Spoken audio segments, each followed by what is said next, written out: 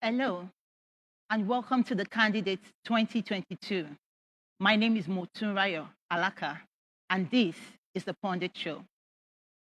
Today, we're taking a look at the new Nigeria People's Party and their candidate, Senator Mohammed Rabiu Musa Kwankwaso, and Bishop Isaac Odiri Idaosa. In the next 20 minutes, we'll be discussing their parties, their campaign, and their chances ahead of their sit-down with Kadiria Ahmed. Here with me are Mr. Golan Olodede, a public affairs analyst and an economic. You're welcome. Thanks for having me. Nice to be here. Next to him, we have Professor Ladi Adamu, a professor of mass communication, Ahmadu Bello University, Zaria. You're welcome, ma'am. Thank you very much. And finally, we have Mr. Emeka Madunagu, is a journalist and also a public affairs analyst. You're welcome. Thank you and good evening. So to dig in right away, we want to speak about what do you think that are the strengths of this candidate as a pair? Senator Kwankwaso, 56, Idahosa, 57, different backgrounds. Let's start with you, Mr. Golan Olodede. Okay. I think there are a lot of citizens who are interested. The two major religions, I mean, that is not my view, but two major religions being represented in the pair. So for that segment of the society, they will be happy that you have Senator Kwankwaso, who is Muslim, and you have Bishop Idahosa, who is Christian. There's also the balance from north and the south, which I think is something that could be said to engender unity within the system. A few other things, the fact that Mr. Kwankwaso is 66, so that's someone that is still less than 70. I don't think it can be regarded as young, but there are people who will say at least he still has some good years ahead of him, and it appears very hopefully. It appears very. I think some of those things will work for him on the periphery. Then the strength of his manifesto, his own academic pedigree. He's a PhD holder, and that is something quite impressive within the context of the kind of presidential candidates that we want. People say we want very learned candidates, and these are some of the strength that Rabiu will be bringing to the table. So, Professor, what do you think are the strengths of the candidate as a pair? Well, apart from what he said, the two of them look strong physically. They don't have certificate issues. I mean, that is, nobody has come up to say, this man did not attend this and he's claiming this or that. When I mean physical, they walk and look normal. And it's a good mixture, Northwest and South-South. South-South has been neglected for some time. So I think it makes a good match to have that. And then the manifesto of the party, it's very good, but needs improvement. That's my assessment of it. Mr. Madunagu, what do you have to say about the strengths of the candidate? Yeah, I think of all the candidates, all the presidential candidates, I think Rabiu Musa Kwankwaso has the richest, the most varied experience. He's been in the legislature, was in the House of Representatives, he's been a governor in the executive, and he's been quite around in politics. And he's also had experience as a minister of defense, and so he's been a senator. And so he's been here and there, and he actually was defeated.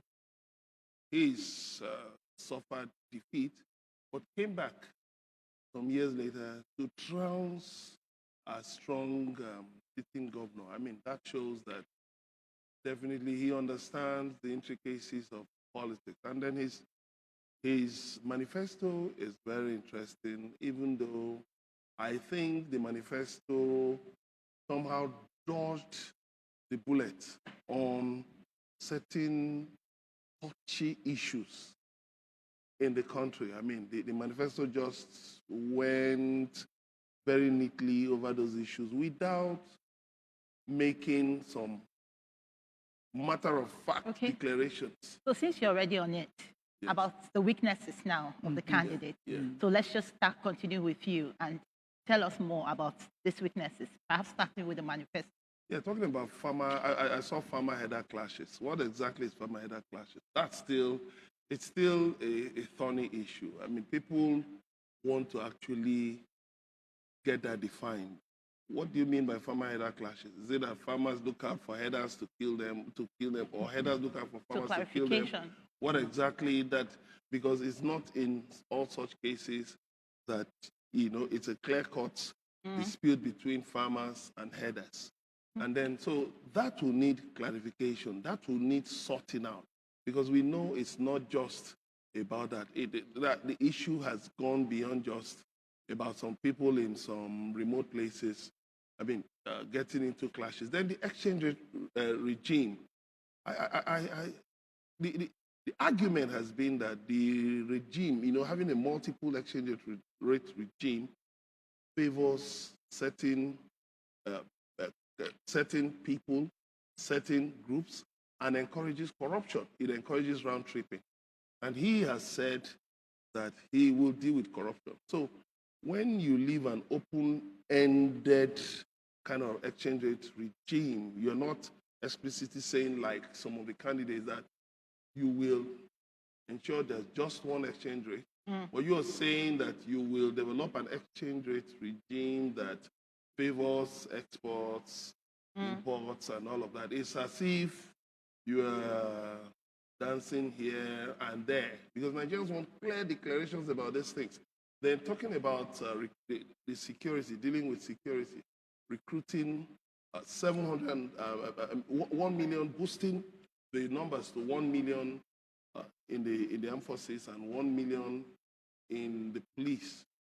Well, of course, we know that over the years, government, successive administrations have recruited people, have been recruiting people into the security services. But I think it's not just about the numbers. His manifesto talks more about the numbers.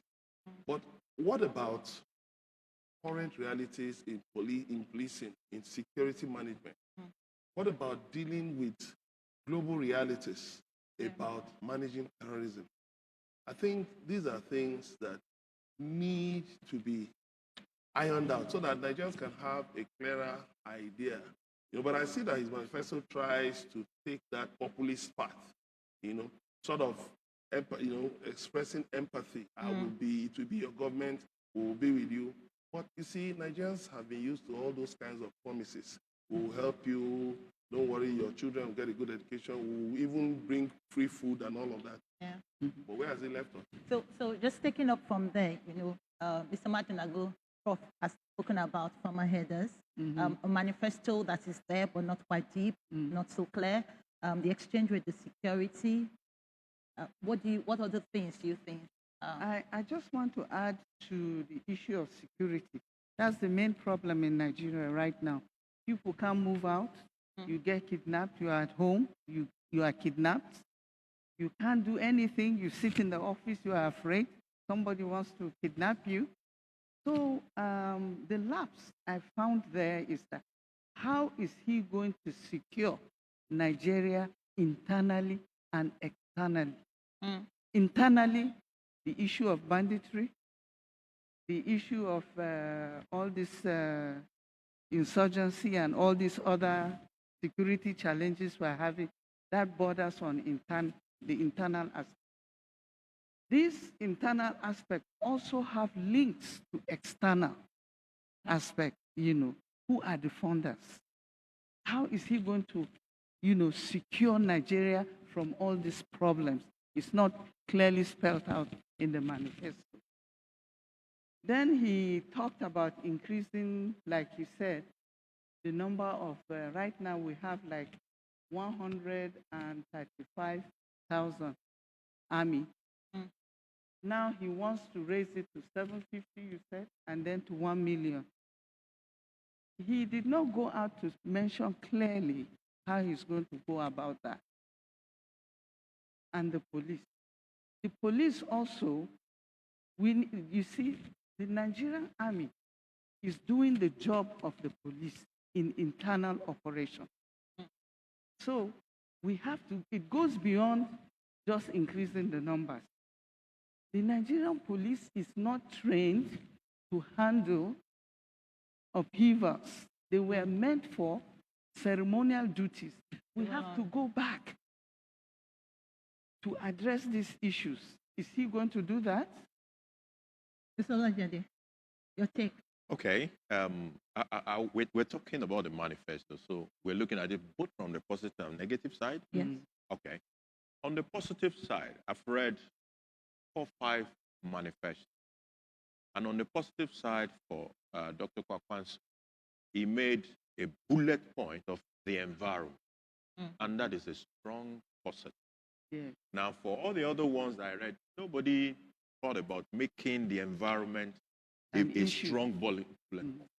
And the problem with that is that if you don't pay attention to the environment, all those other things that you pay attention to could be destroyed in a day by the environment you didn't pay attention. Whether you're talking of education, you are building roads, whatever you're doing, or you are funding farmers, or you are doing agriculture, all of them, the environment could wipe it out in a short period.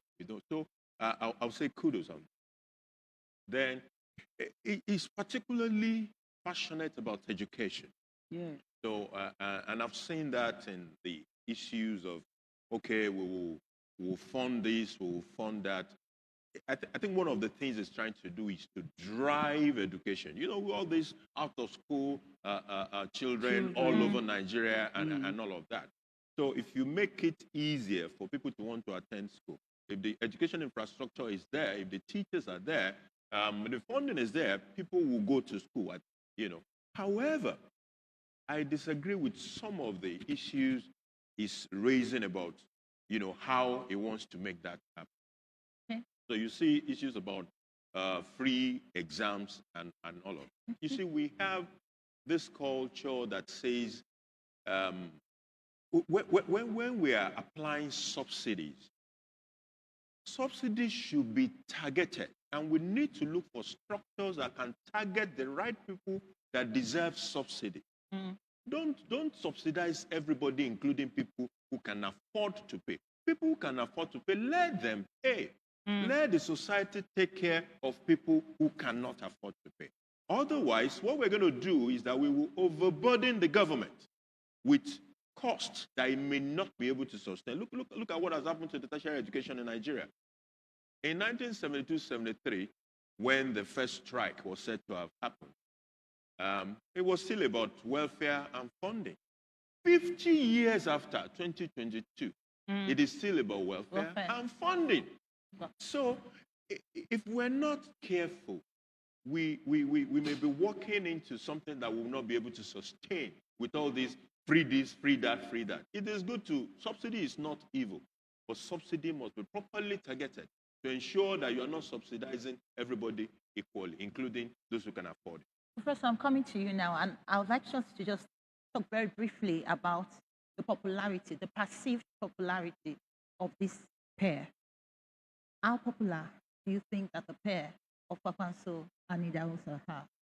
I don't know much about the vice presidential candidate for NNPP, but I know that Kwankwaso in the north he himself is a movement.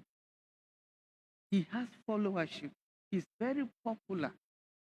But maybe that popularity is only in the northwest. I don't know about nationally. Okay. I don't know about that. But I think he is very popular in these areas I've just mentioned. Mr. Makunago, you want to jump in on that? Yeah, both the Kwankwaso and the Idahosa are people I've known, I've followed for a long time. So, I mean, Idahosa is a Pentecostal preacher in Lagos here. Used to follow his programs on TV, and then Kwankwaso.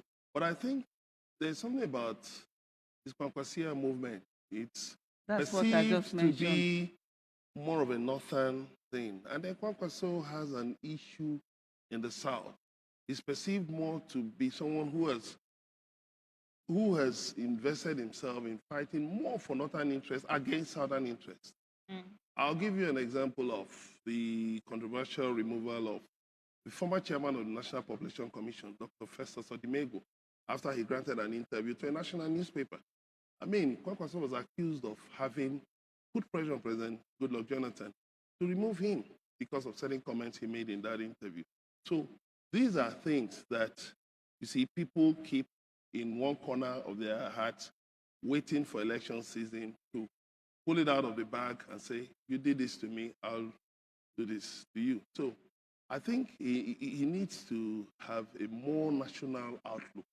I mean, so that he will be seen as somebody who has a pan-Nigerian, who deserves a pan-Nigerian mandate. Yes, he's immensely popular in the north, but some of the people supporting him, like Buba Galadima, have been talking more about the north. He will win in the north. He will win in the north.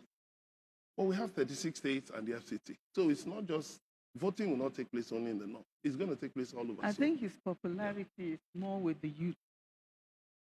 You know, In northern Nigeria? well, let me speak on the one that I know. Yes, in the north. When I say he's a movement, he has followers that cuts across the whole north. Because I know some of my students will tell me, oh, I have to go for Kwankwaso meeting in Kano. Please, madam, excuse me. Many of them will come that they are going to Kano. So you can see some of these students are not only from the northwest, but from the north itself. So he's very popular with the youth. And his running mate, I mean, he grew up in Mina. He started his church in Mina, a Pentecostal, with a father that is revered across Nigeria, Archbishop Idahosa, and you know that the sentiments that go with that. Surely that brings something to the table. What do you say, Mr. Definitely. Yeah, that brings a lot to the table, especially among the Pentecostals.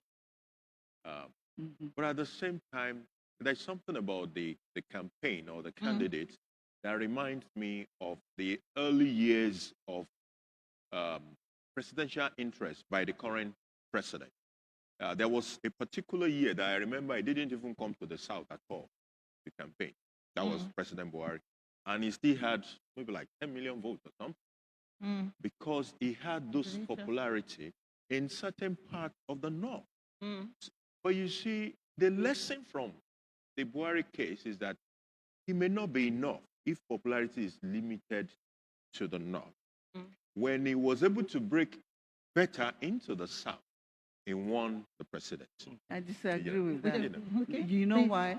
Because Kano itself has the largest number of voters in Nigeria. I think Lagos has overtaken that now. And what we are talking about, if you can get Kano in the north, I think you don't need some other area.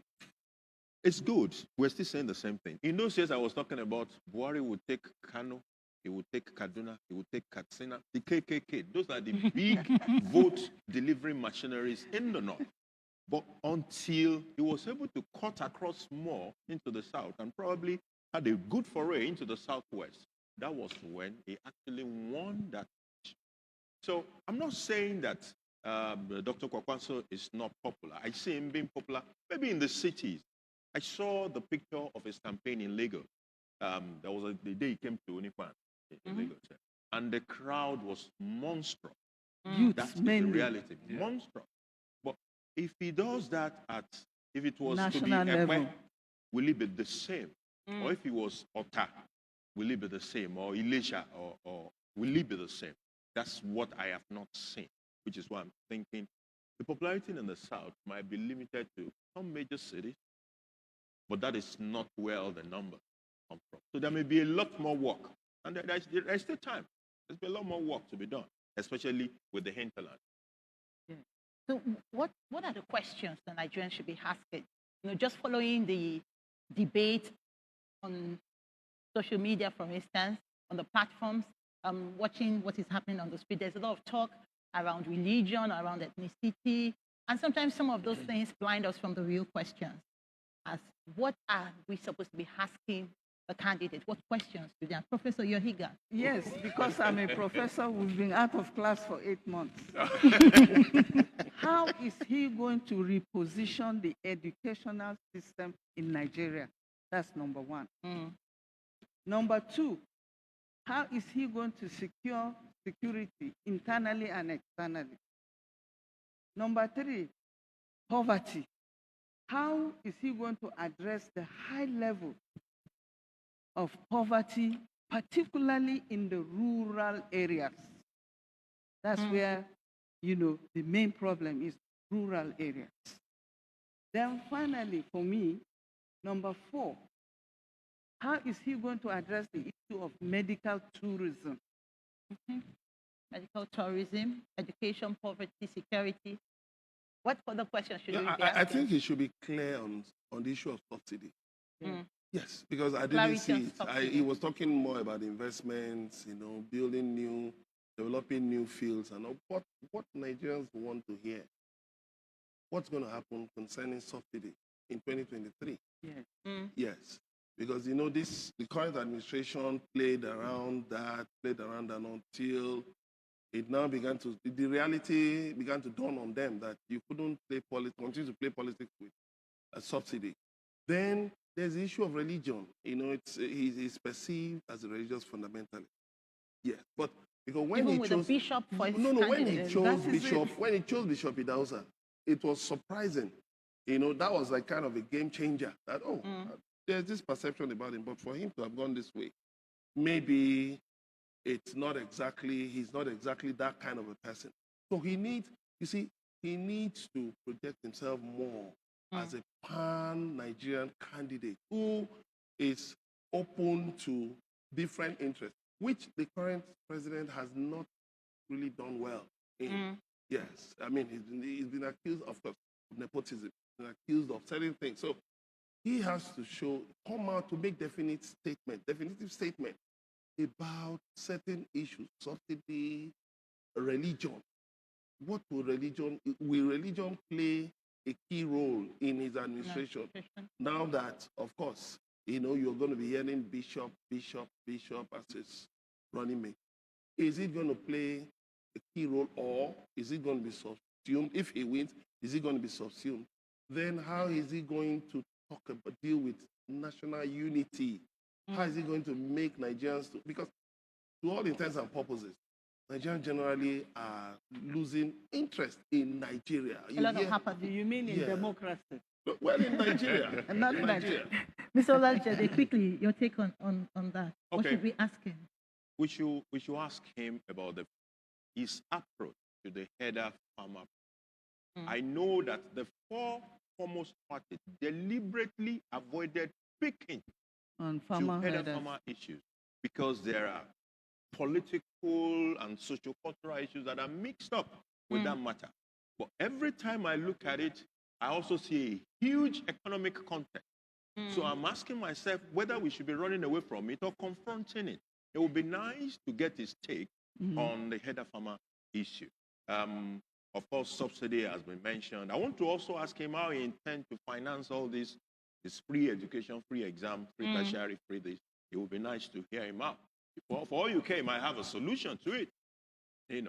So it would be nice to hear that. I mean, one more thing that we will quickly have our takes on. What makes or breaks a pair of Kwankwaso and Ida Osa? What do you think can make them, come out better than perception? Or what do you think can really break this as the elections come close? Involvement of youth. That is Involvement of youth. paramount. Believe me, you'll be surprised. Youth. And that's his greatest achievement. He has a way with youth. Okay. Any other thing from your hand? Well, maybe I was thinking also on how is he going to compensate women voters? Yes, there are more women voters than men. And that's a huge topic, especially because, What will compensation no candidate has a female running mate anyway. How is he going to Affirmative involve action. women? Okay, okay. In leadership. Party. in leadership position. You know. Critical. Yes. Yeah, what can actually make or break it? Going beyond just the fact that this is Kwankwaso, a Muslim, this is Hausa, a Christian. Because yes, we saw it with Buhari, but Nigerians are asking, and so what? We've seen things. People have been killed, because of religion. We've seen, so people are not really, such things don't really resonate with Nigerians now. They say, and so what? Nigerians are asking the issues. How are you going to put an end to, for instance, fundamentalism? How are you going to put an end to violence, extremism, terrorism? Practically. Practically, what are the practical steps? Yes, he has said, he will talk with everybody. He will talk with agitators, which is good. But beyond just talking with agitators, looking at the free education, there's also the issue of the sense of entitlement that comes with, giving the idea that, okay, we will bend over backward. But how far will you bend over backward, for people whose agenda is just to destroy the nation? At what point will you say enough is enough? So those are critical issues Nigerians want to hear. And then Nigerians want to be sure that you can travel from here to any part of the country and you'll be safe. If he can really get his finger on that, then Nigerians will say, all right, let's take this man seriously because he has the experience. Yes, Bishop Idahosa doesn't have that political experience, but he has, I think he should even have, apart from, okay, maybe Atiku was vice president, but of all of them, he has been here and there. So he has civil service, he's been legislature, he's been governor. So he has a rich experience. He should be, he should be able to talk very clearly about issues. And he's also been a politician for such a long time. So he's not learning the ropes, sort of, like some of the presidential candidates.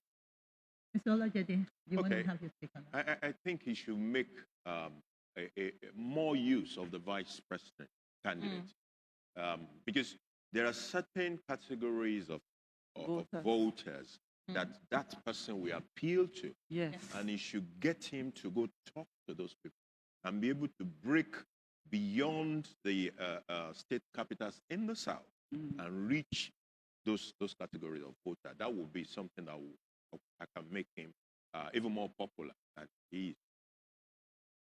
Thank you so much. So as is to set the stage, that's our time on the pundits today. Thank you. Lady, Professor, thank you so much for joining. Thank you. Gentlemen. Thanks for having me. You're still watching the candidates. Don't go anywhere because just after the break, Senator Rabiu Kwankwaso and Bishop Isaac Idahosa will sit with Kaderi Ahmed for a deeper conversation. If you have questions for us, you can send them using the hashtag on your screen. Thank you.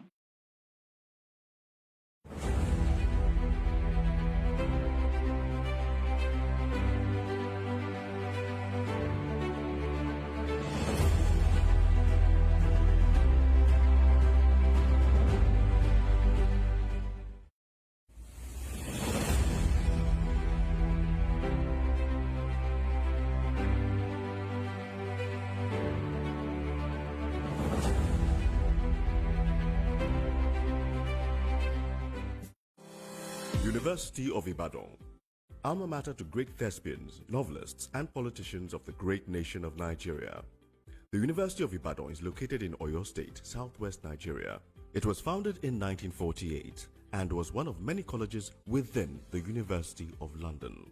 Becoming an independent university in 1962, the University of Ibadan is the oldest degree-awarding institution in Nigeria. The University of Ibadan has contributed to the political, industrial, economic, and cultural development of Nigeria.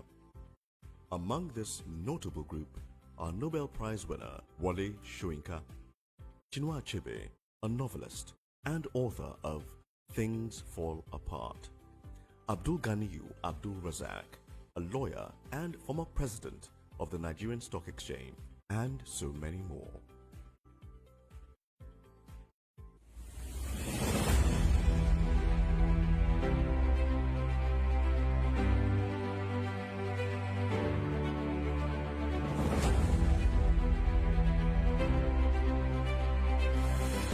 Bayelsa is an oil-producing state in the south-south region of Nigeria.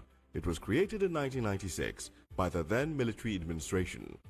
Bayelsa has also produced prominent people such as Ben Murray Bruce, a businessman and senator, Dakore Egbusin Akonde, a Nigerian actress.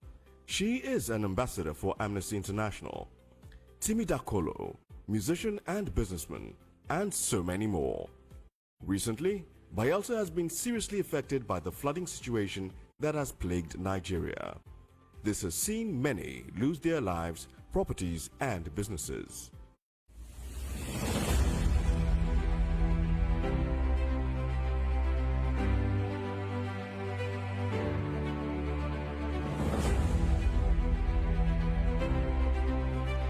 The University of Abuja, the prestigious University of Abuja, nestled in the Federal Capital Territory in the north-central part of Nigeria, was established in 1988 but officially started running in 1990. It was set up as a dual-mode university with the mandate to run conventional and distance learning programs. The university offers diploma, undergraduate and postgraduate degree programs. Popular persons who have graduated from this institution are Kanayo O. Kanayo, actor, filmmaker and lawyer. Iman Suleiman Ibrahim, former Deputy General of NAPTIP. Muhammadu Bako III, a first-class Emir of New Karshi in Nasarawa, and many more.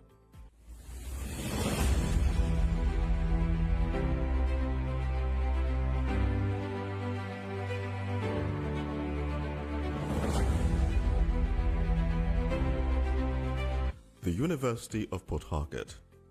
The University of Port Harcourt is located in Choba, in Rivers State, in the south-south geopolitical zone of Nigeria. It was established in 1975 but was given university status in 1977. The University of Port Harcourt was ranked the 6th in Africa and the 1st in Nigeria by Times Higher Education in 2015. This university has graduated several notable Nigerians who are spread across several industries. Some of these people are Rita Dominic, actress; Alex Oti, former managing director of Diamond Bank; and Rotimi Amechi, a former governor of Rivers State. As it continues to run, it has promised to continue churning out great students year in and year out.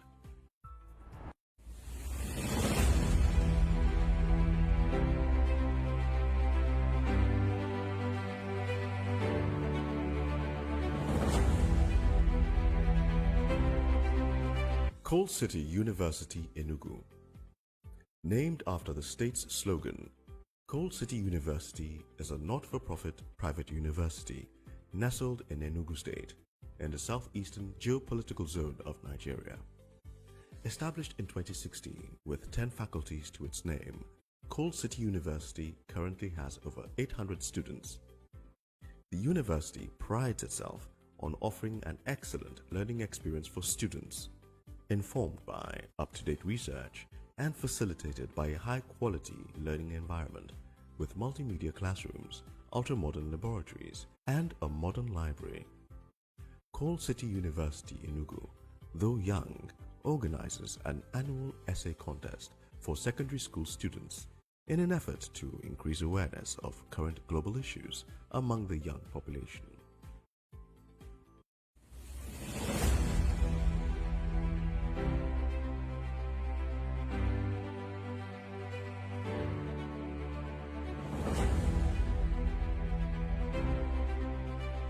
The University of Maiduguri, popularly known as UNIMAID, a university located in Maiduguri, the capital of Borno State, nestled in the northeastern part of Nigeria, created in 1975 by the federal government of Nigeria.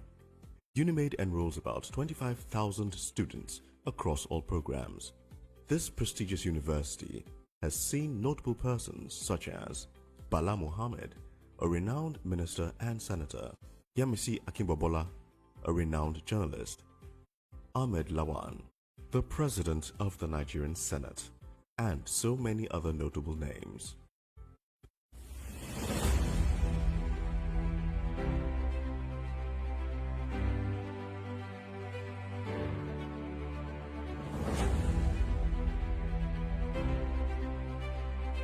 Bayero University, Kano, initially called Ahmadu Bello College, this citadel of education was renamed Bayero University, Kano. It was established in 1960 by the Northern Nigeria Ministry of Education. It is located in Kano State in northwestern Nigeria.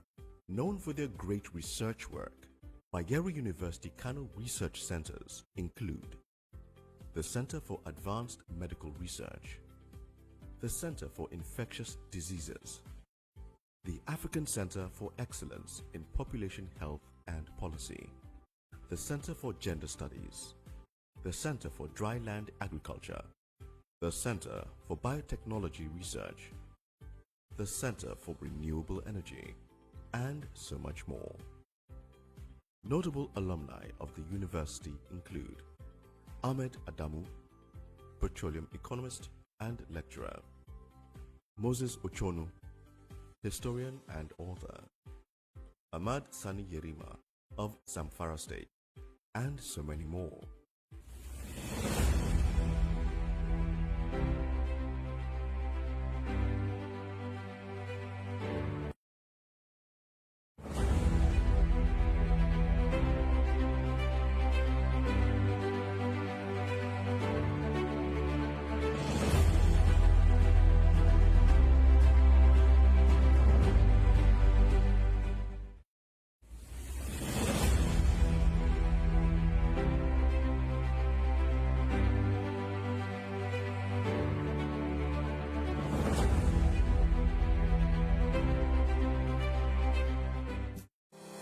University of Ibadan, alma mater to great thespians, novelists, and politicians of the great nation of Nigeria.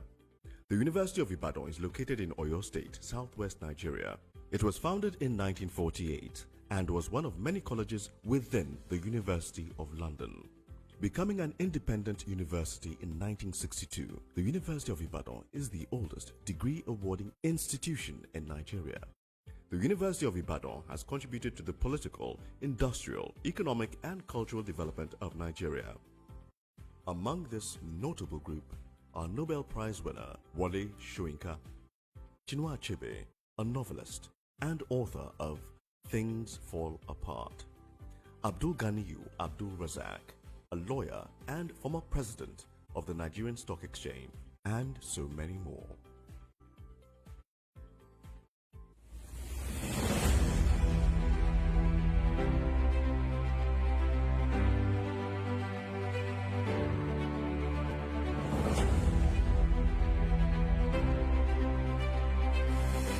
Bayelsa is an oil-producing state in the south-south region of Nigeria. It was created in 1996 by the then military administration. Bayelsa has also produced prominent people such as Ben Murray Bruce, a businessman and senator; Dakore Egbusin Akonde, a Nigerian actress. She is an ambassador for Amnesty International; Timi Dakolo, musician and businessman, and so many more. Recently, Bayelsa has been seriously affected by the flooding situation that has plagued Nigeria. This has seen many lose their lives, properties, and businesses.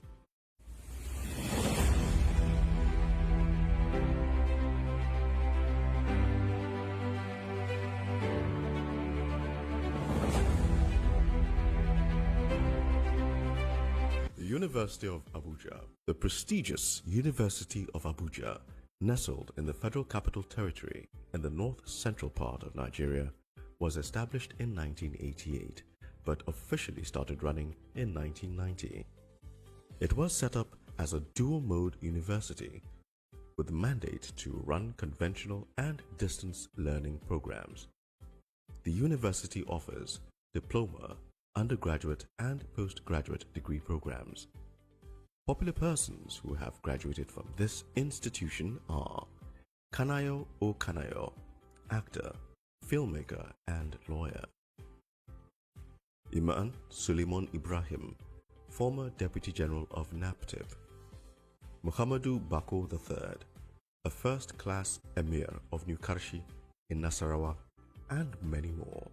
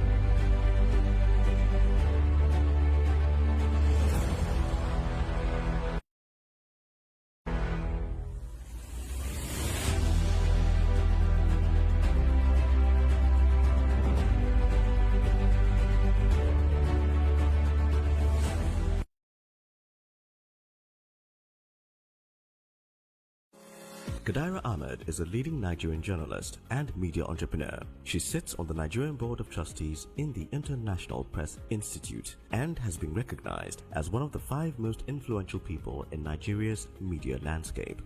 Kadaira is a recipient of grants in support of her work in accountability journalism from leading donor agencies including the Ford Foundation, OSIWA, PLAC, and the MacArthur Foundation.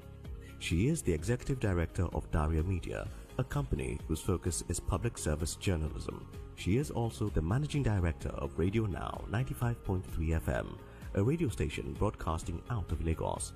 Radio Now exists to provide factual, unbiased, and Nigeria-focused media products that empower citizens to hold power accountable, build social consciousness, and promote nation building.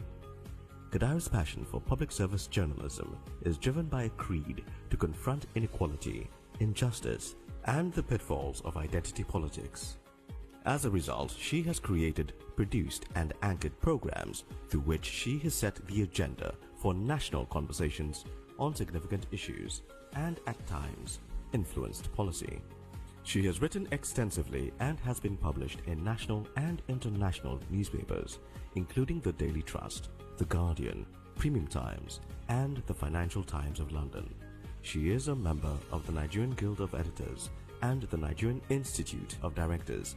She started her career at the BBC in London. Kadaira has a master's in television from Goldsmiths, University of London, and a bachelor's degree from Bayero University, Kano.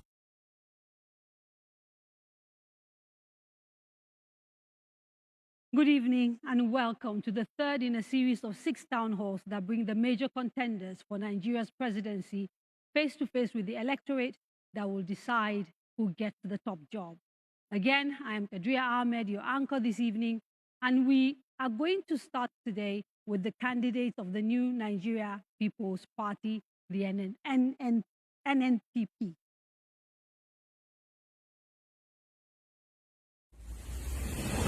Rabiu Musa Kwankwaso is the senator for Kano Central Senatorial District.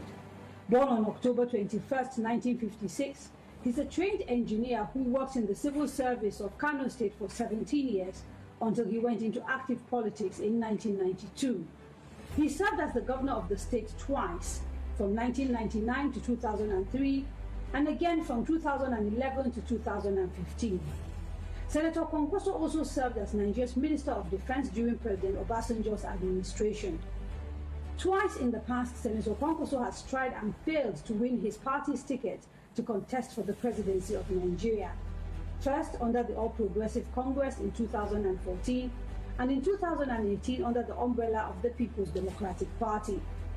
On June 8th this year, Senator Rabiu Musa Kwankwaso emerged as the presidential candidate of the new Nigeria People's Party at the party's presidential primary election, which was held at the Moshood Abiola Stadium in Abuja.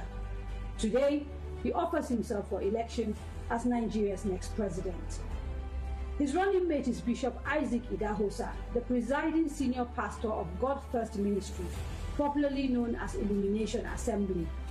A trained mechanical engineer, in 1979 he changed paths to join the Christian ministry and attended Soul Clear Bible College in 1985. Bishop Idahosa is a writer, inspirational speaker, and gospel artist with 3 albums to his credit. He is popularly called Prophet Talk Nadu by his admirers and was decorated by the Lagos State government as one of the mayors of the Lagos State Traffic Management Agency last month. He has received the United Nations Peace Ambassadorial Award for his contributions to the growth of humanity and peaceful coexistence through evangelism and Pentecostalism. In mid-July this year, he was presented as the vice presidential candidate of the new Nigeria People's Party.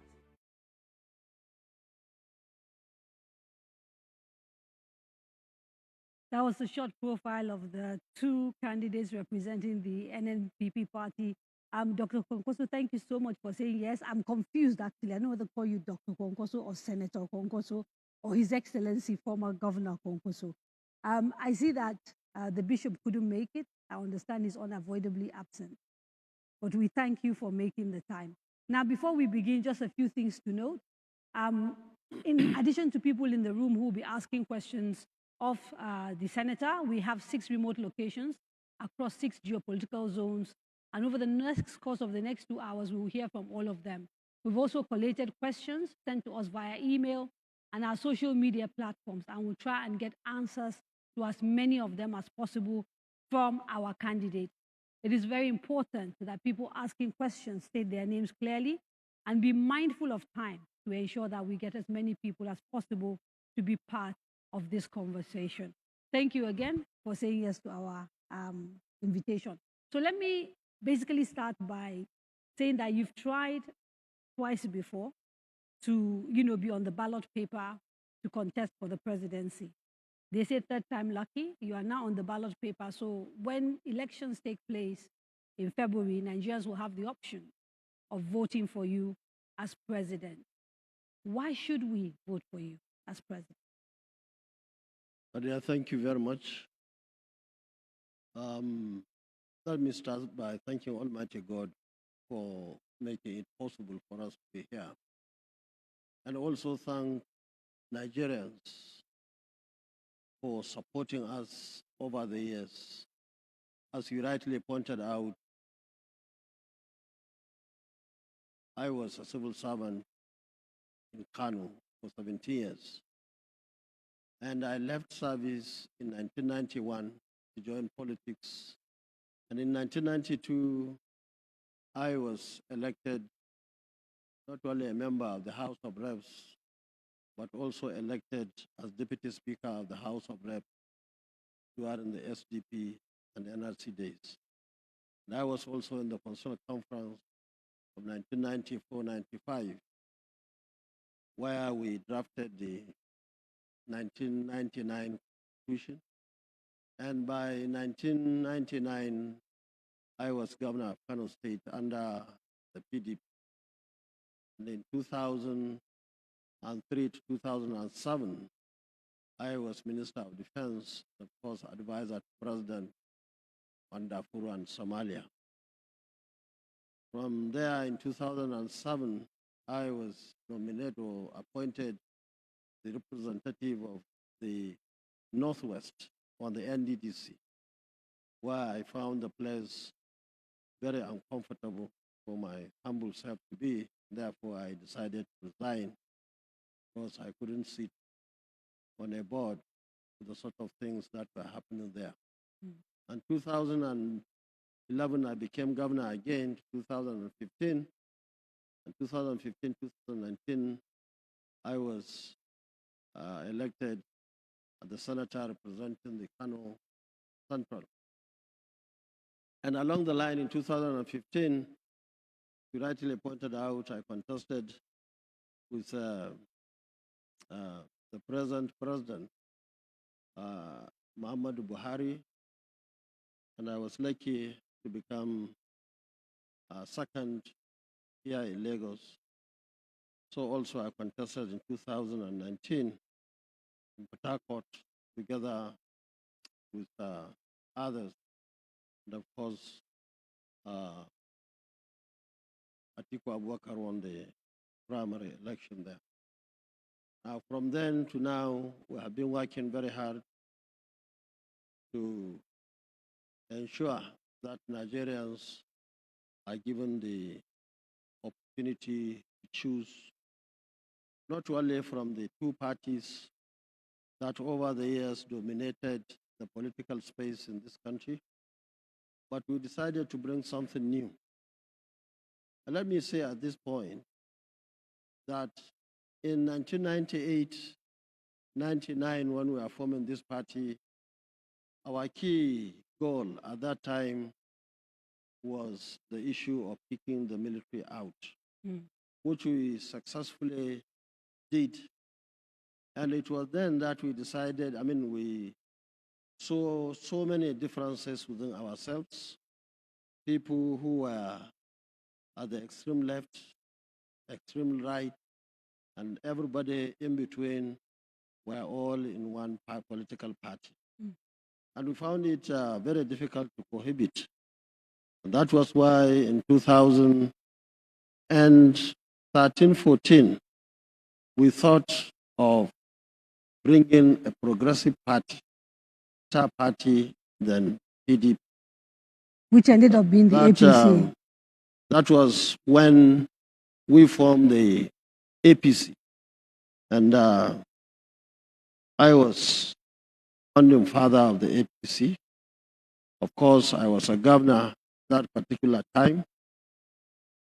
We only joined the party when we felt it was the time to do that. And I was a senator under the APC. And I had also the experience of the two parties and my humble self and many others. I have to interrupt because in making your statement earlier, you kind of presented yourself today as providing an alternative to the APC, which is the ruling party, and the PDP. But in reality, people will just say, this is old wine in a new bottle. Because technically, you were part and parcel of both the APC and the PDP in very substantial ways. So for Nigerians watching and listening to you, there's still people who are not going to be convinced that what you're offering is actually new or fresh or different. You see, like I told you, when we started the PDP, we had this issue of bringing everybody on board. To the extent that when I was governor, and even when I was minister under the PDP, we had so many issues with so many people in that party, and it was purely ideological differences. It was nothing to do with personal issues. And that was why in 2003, I had to lose election. For those who were together with me in that party could not believe, could not agree with what we are doing.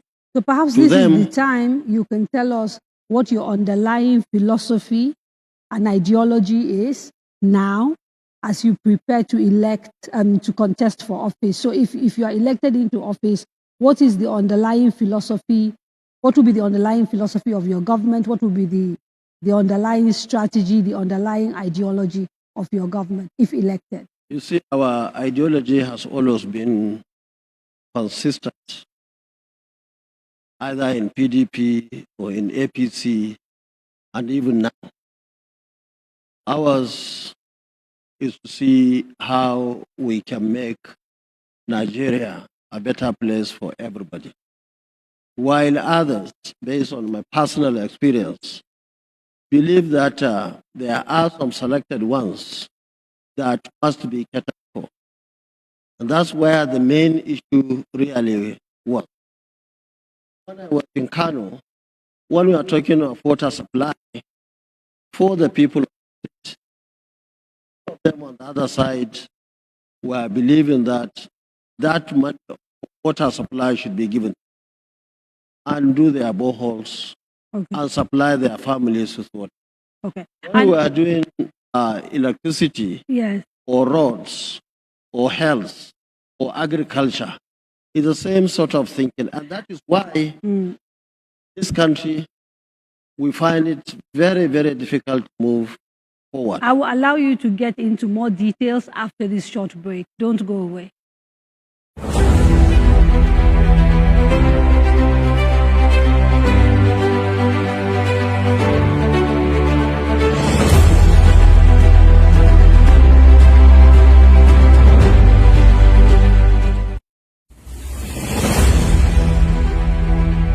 Daria Media, in association with Cabal Entertainment, presents The Candidates, a presidential town hall meeting series where the presidential candidates of the 6 leading political parties tell us about their plans for the country. Join Kadaria Ahmed as she leads us into the world of these candidates from the 17th to the 23rd of November 2022. This very important program will be streamed on FRCN, Radio Now, DSTV, NTA, Facebook, YouTube, and more. This is a town hall meeting you shouldn't miss. Tune in. Let's hear from the candidates.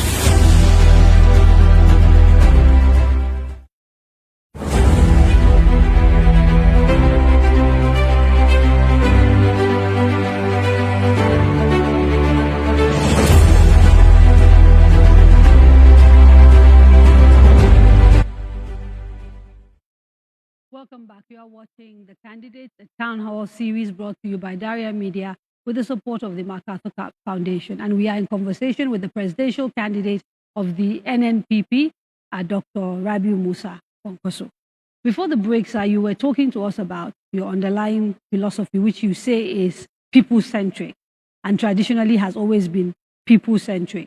So if I can bring you to where Nigeria is today, starting perhaps with the economy, how, in practical terms, will your people focus translate in terms of what you're going to do to essentially deal with the major economic issues facing Nigeria today if you are elected as president? Yes.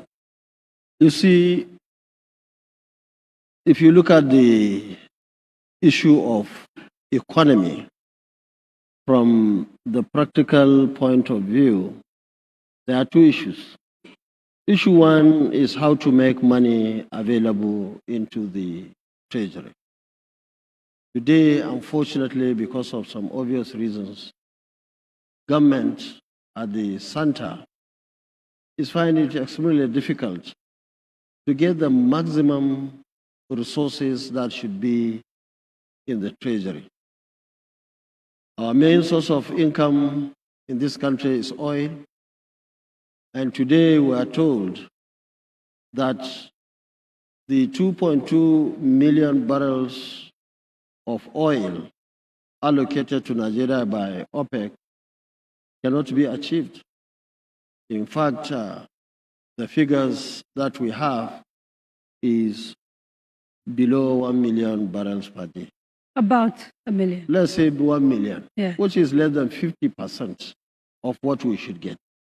Right from there, you could see huge problem. Of course, that can be said about other areas where government is supposed to raise the maximum it can get into the treasury. So what Now, will you do to solve the yes, problems I'm that coming. mean, because Yeah, the theft... still on the economy, before Yeah. I go to what I should do, is the issue of spending the money itself. Right. Government must keep its eyes on what goes out of the treasury. And the issue of corruption, and of course, other wastages that we see right from the presidency down to the civil servants, and of course, the contractors or contracts and so on and so forth must be checked, and eyes must be on every naira that government is spending. In other words, we believe that there is a lot of wastage today in this country. And these are the two areas, what goes in and what goes out. And what we are going to do from the aspect of what goes into the treasury is to ensure that there is enough security in this country for all our assets, to ensure that nobody takes anything out of this country, And that's why we thought of providing adequate security in terms of manpower, in terms of equipment, IT, and intelligence, and everything that is necessary to save our assets in this country so that we can have the maximum. But I'm sure you accept, Senator Kwankwaso, that we're not hearing anything from you that we don't hear from other candidates, saying that they are going to, everybody says these are the problems. And then the real problem is explaining to Nigerians how. What are you saying that is different from the 18 other candidates that are contesting for this office? In terms of, for example, if we take some of the issues you've talked about, let's take them one by one. You talked about the fact that our income from our main export commodity, oil, is down. It's down as a result of theft, it's down as a result of wastages. There's a whole myriad of reasons why it's down. So how will you solve that first problem of revenue? And is that the only revenue you'll be looking at? If you are going to diversify, what are you diversifying into? How are you diversifying? From which time to which time should we expect to see a difference in, the revenue of the federal government? So that's one, and then we can talk about security. Now, you see, I'm not sure, Kadria, if you know or saw our blueprint. We are completely different from others because we mentioned the issues, the problems in this country, and we came very clearly to tell Nigerians how we are going to bring solution to those problems. For example, on the issue of security, and as former Minister of Defense and former governor for 8 years in Kano State, and former member of the NDDC, advisor to President on Darfur and Somalia crisis, and so on and so forth. We came very clearly, we looked at the number of the military members of the armed forces that we have today. And it was very clear to us that the number is too small under our circumstance, under the number of people that we have today in this country, and of course the challenges. And that was why, after making consultations with other experts, we felt that there was need to increase the number to less than 250 that we have today to about 1 million, because we looked at the recommended figure or ratio in terms of That's members a of the armed 70% forces. increase you're talking about. Sorry? A 70% increase in personnel for our defense and our Yes, security. about that, over 60%. Have you done the increase. numbers of how much Yes, let me this will finish. cost? Okay. We'll come to all those things. So I hope you will look at our blueprint and I get have, the details. actually. If you have, okay, fine and good, and I'm happy maybe you read it. And we even have some to give you and give some other people to look at it. And so also the police. We feel the number of police today is much less than they should be. And that was why from less than 230, we thought of making it about 1 million also. And of course, we are going to increase the other security agencies, ranging from the DSS to the civil defense, of course, to other areas that we feel that there is need for us to increase the number to ensure that within the shortest possible time, every square meter in this country is being taken over for Nigerians. Okay. Unlike the situation today, where many people in many towns and villages have to be paying to bandits and other criminals even to go to their farms. Okay. You know, this is not an interview, it's a town hall. I have a lot of people on standby. They want to ask questions. Sure. We'll get an opportunity perhaps to talk about the cost of some of your plans. But for now, I want to go straight to Enugu, who are on standby, so that they can ask the distinguished senator their questions. Enugu, good evening. Good evening from the coal city, Enugu. I am a former Ajumobi, and questions are quite ready from the students. They've been listening attentively and they have something to ask the candidate. We've got two students on standby. We would have Valentine and Chisom. Valentine, let's hear you. Valentine Obelago from the Department of Microbiology. My question for you today is, according to Premium Times, Nigeria needs 365,000 doctors to fully manage and maintain the health sector, but we only have 24,000 available. If elected, how do you plan to manage the mass exodus of professionals? And what reforms would you put in place for all sectors? Thank you. Valentine is concerned about the health sector. What will our candidate do to, reform the health systems? We also have Chisom on standby. Good evening. My name is Izzy Chisom. So Chisom Izzy from the Department of International Relations. My question is, do you believe in restructuring, or do you believe the current political structure of Nigeria is okay? If yes, why? If no, what do you plan on doing about it? Thank you. That's the match we have from Enugu State, Nigeria. Thank you very much for those two questions. Enugu, how will you, deal with the mass exodus of professionals like doctors that we're seeing? And do you believe in restructuring? If you do, what does restructuring mean to you? Thank you very much.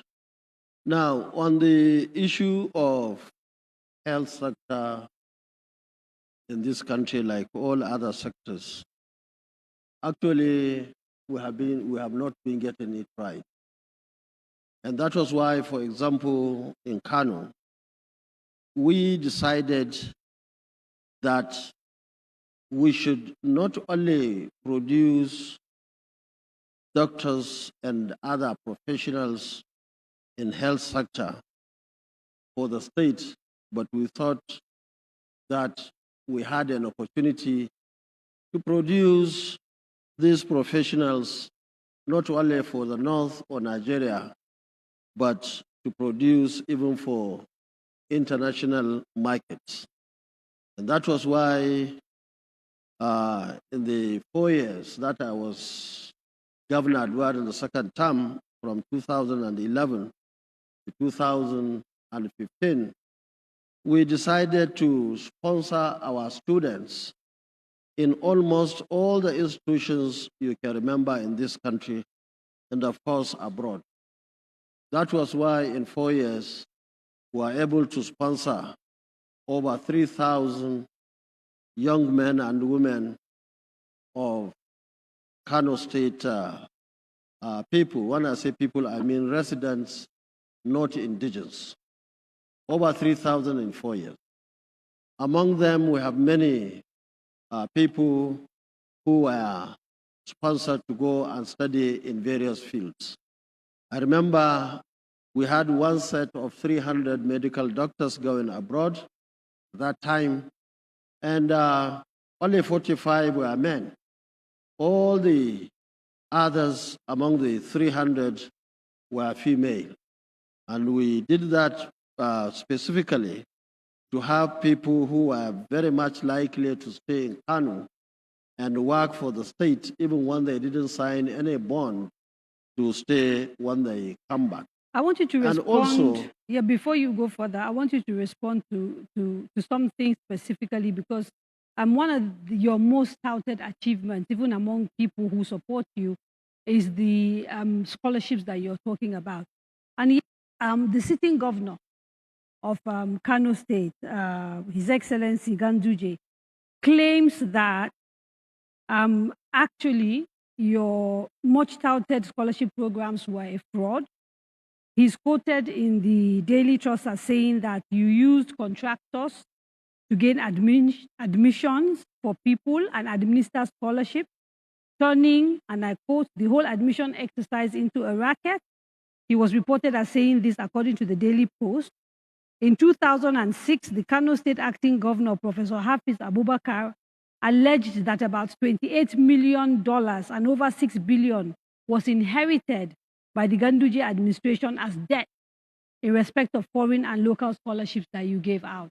So I think you should respond to these two things, and then we can Well, carry I on. thought I would finish with her question. Okay, sorry. But It's you just that they are see, related. yes, no problem. You see, ordinarily, I don't want to talk about Kano State government. Right. For me, I have passed that level many, many years ago.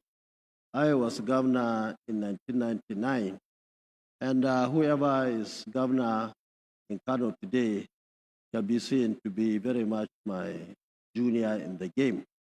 But in any case, don't forget, Deputy It's not Governor. about him, it's about Nigerians. Just a second, please. Ganduje was my deputy governor from 1999 to 2003. He was my deputy governor in 2011 to 2015. And of course, he was my SE in Ministry of Defense when I was there. And I don't mind whatever I will say, but the fact of the matter is that Rabiu Kwankwaso never borrowed 1 naira from any bank, from any individual, from anybody, either in this country or abroad. So I am one governor who has never borrowed. And in fact, I hate anything borrowing. Not only that, in 1999, when I was elected as governor, I inherited a lot of debt, which I paid in 4 years. I lost the election in 2003. 8 years after, I came back and inherited another debt. In 4 years, I paid. I left Kano without borrowing 1 naira. So now, this just 1 wasn't second, about Kadia, debt let me tell you. specifically. It was this about is, the scholarships. Sir. So maybe no, I you didn't asked ask many the questions. question. I was asking, Okay. I have to answer one at a time. Okay, sir. If you are talking of scholarship, in fact, I paid to the last kobo up to the time I was leaving.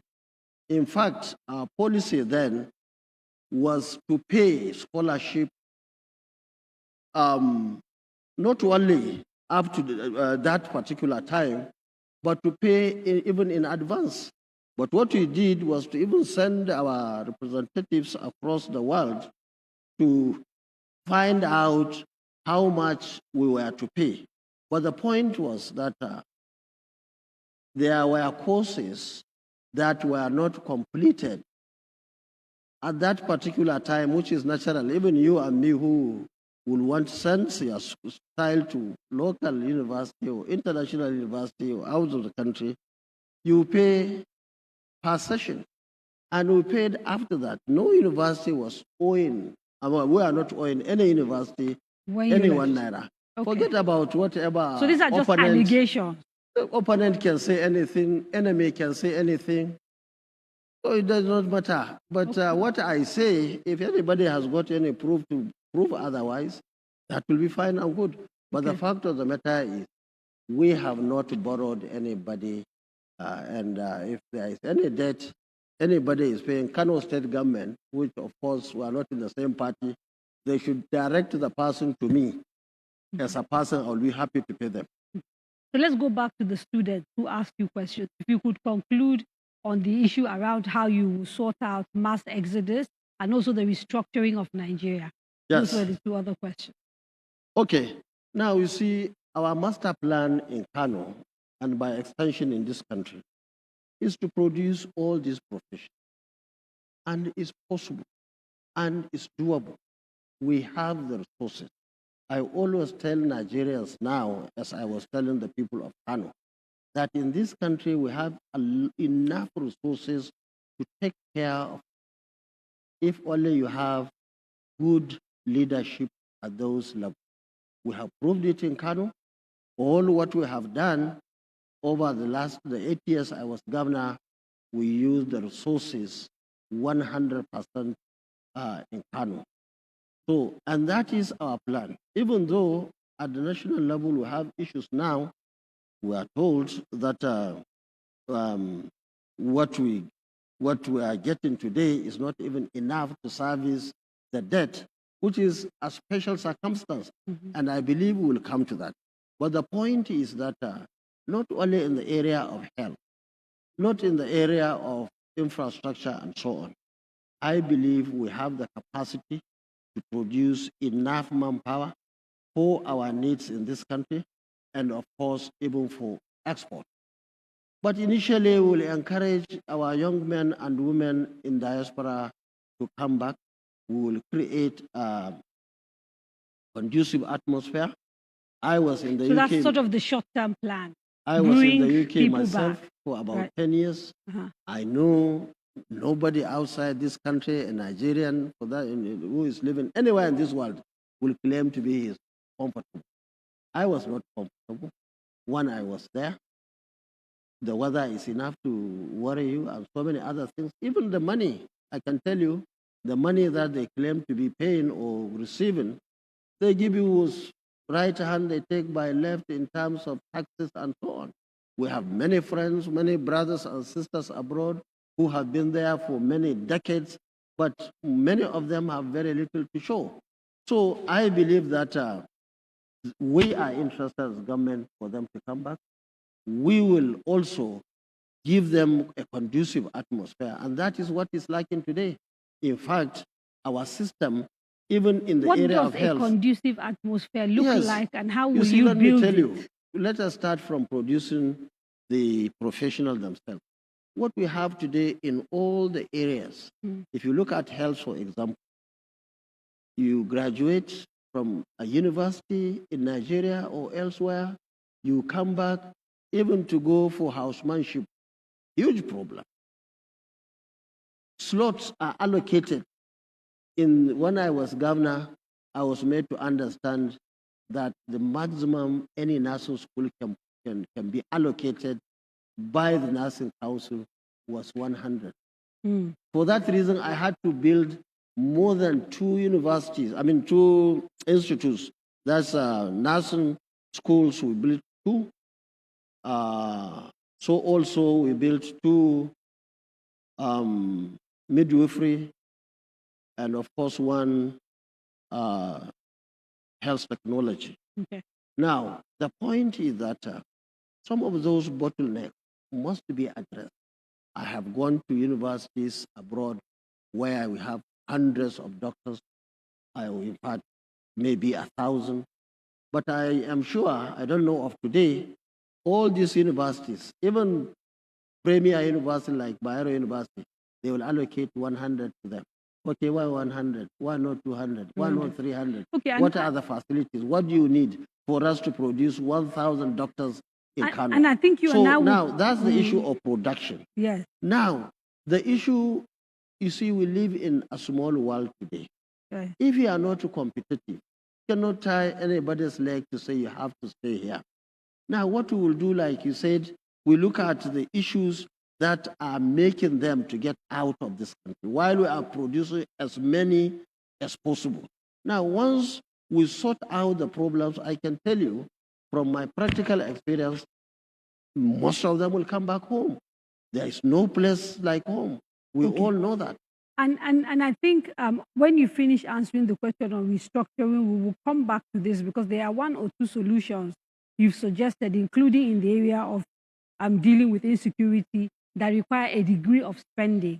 And I want us to dive a little bit deeper into where you think you will find the money, given the difficulty the country is in. But the question on restructuring, I think, is an important one. Yes. Do you believe in restructuring? If you do, what does restructuring actually mean to you? I believe in restructuring. I believe in ensuring that we go through so many reforms, so many changes. The system is not working today, and this system must work not only for few, it must work for most Nigerians, if not all the Nigerians. You see, the issue of restructuring, whatever that means, because it means what does it mean very to you? different What to does so it many mean? people. Yeah, but to you? You see, look, I will tell you, when I was in the Constitutional Conference, there were so many people who were hell-bent on changing from the presidential system of government to parliamentary system of government. And that was a very fundamental restructuring at that particular time. But of course, there were few, and therefore we opted and recommended that we should continue with the presidential system of government. Now, in recent days, in recent years, so many people were talking about additional states. People were talking of additional local governments. Some even felt local governments, as they are constituted today, they are not needed. You know, so many opinions and even issues of state police and so on. They all Resource fall control. in the part of restructuring as they see it. But let me tell you, in my own opinion, you see, we have system failure. Now, this failure translates into people looking around to pinpoint why we found ourselves where we are today. To the extent that people are making many suggestions, including for example, in the security. We have big issue in the security, everybody knows in this country. So people are saying, okay, the best way is to have state police. Now, if we had peace, I mean, nobody will start thinking of alternative. But what we are saying as NNPP is that we are going to provide adequate security for each and every Nigerian, because we believe without security, you cannot do anything. The economy will continue to collapse. So no state police for NNPP. That's what we are saying. We say we are open. You see, security, even Mr. President cannot go into his bedroom and come out tomorrow and announce that because he believes in having state police, that we are going to have state police today or tomorrow. Okay. It has to follow due process. Okay. What we are saying in NNPP, if it is the wish of Nigerians to have state police, so be it. How will you know? Are you intending to call some sort of conference? I mean, how are you going to know what I will tell you what I Nigerians intend want? to do first. Okay. Okay. I have my own ideas. Now, that's the idea, collective idea of the NNPP, is that the number of the police in this country, we are going to increase it. We are going to dominate every square meter in this country. We have to bring peace. Now, if we have peace all over the country, and if some people are still saying they still want police, state police or local government police or whatever police, then we look at it. But our agenda captured the issue of state police in the area of restructuring. We're not against it. But as I told you, because of the failure in terms of security today, everybody, every professional is bringing one suggestion or the other to sort out the issue of security. And you know, you can't blame anybody. The way things are going, unfortunately, I mean, people, you have to talk about it, especially in northern part of the country, especially in the area of Kaduna, Bulnungwari area, in Zamfara, in Kebbi, in Sokoto, of course in Katsina, even in Kano, many other places. So all these things must be put on the table. We are politicians, we are Democrats, we are going to listen to the people. What they say, we listen to them. Okay. Those who are... You saw me carrying my phone. I'm not very good with numbers. So I was doing some little calculations. The current personnel cost of the Nigerian police is about 712 billion. If we increase police to about 1 million policemen, which is sort of part of your proposal, you're looking at a salary structure of about 2 trillion per annum.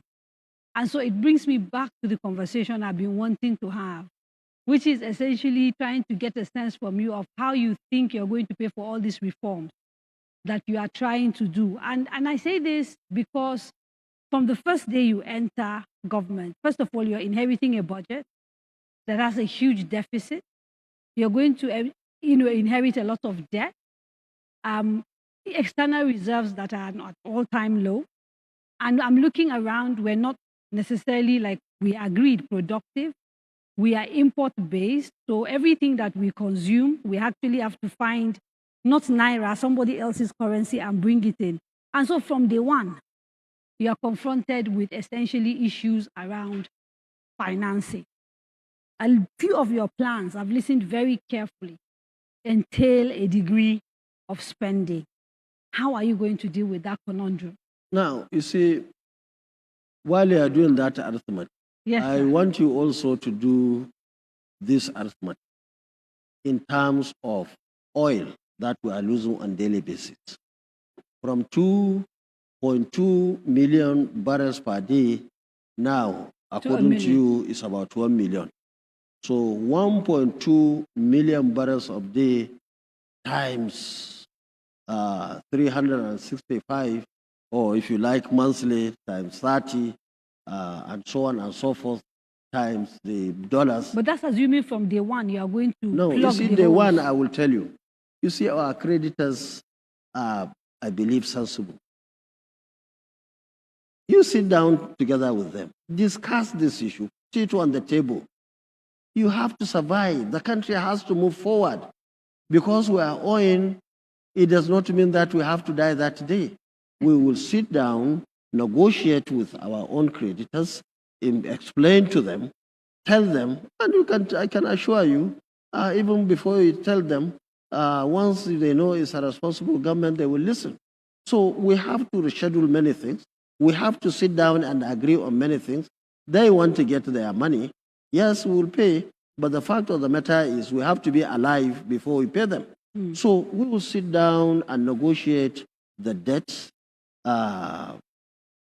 reschedule, agree on whatever is necessary, and then we move forward. And these monies, you see, from my own experience in the Kano State, I told you I never borrowed. And I believe that the resources the federal government is having, with good management of resources, it is going to be good enough for each and every one of us in this country. I'm going to open up the conversation. I think I've dominated asking of the questions for too long. So, studio audience, anybody with questions, raise your hand. We'll get the mic. Please say your name. Keep the question short. And we'll take about 3, come back to him so that they're not too much. When he has answered, we'll then go back and do another 3. Okay, sir, please go ahead. Your Excellency, good evening. My name is Al-Mukhtar Adamu. My question is on economy, Your Excellency, sir. That is our Naira two-currency system that we have now, Naira dollar system in Nigeria, where the CBN introduces flexible exchange rate. That is, the PTA, DTA rate is different with the DDC rate, and it's also different with the Form M rate, where they are sending it abroad. Your Excellency, the flexible exchange rate of which stand as this week of 420 naira per dollar, and the black market about 780 as at yesterday, Friday. How will you balance between the official and black market rate? Which the margin according to the CBN should not be more than 3%. If the dollar is 420 naira at the official rate, so the market rate is supposed to be 423 naira. That is 3 naira difference. But now Nigerians are buying dollars almost 800 naira. And everything is You keeping... need to ask your question, please. Okay? Yeah, the question, please. if you elected as a president, how will you tackle this flexible exchange rate Thank of the you. CBN? Okay, and I have to allow him to answer that because I Thank you need to very go much. to break after this, then we'll come back to the audience. Now, Will you flow to the Naira? Gadria, essentially?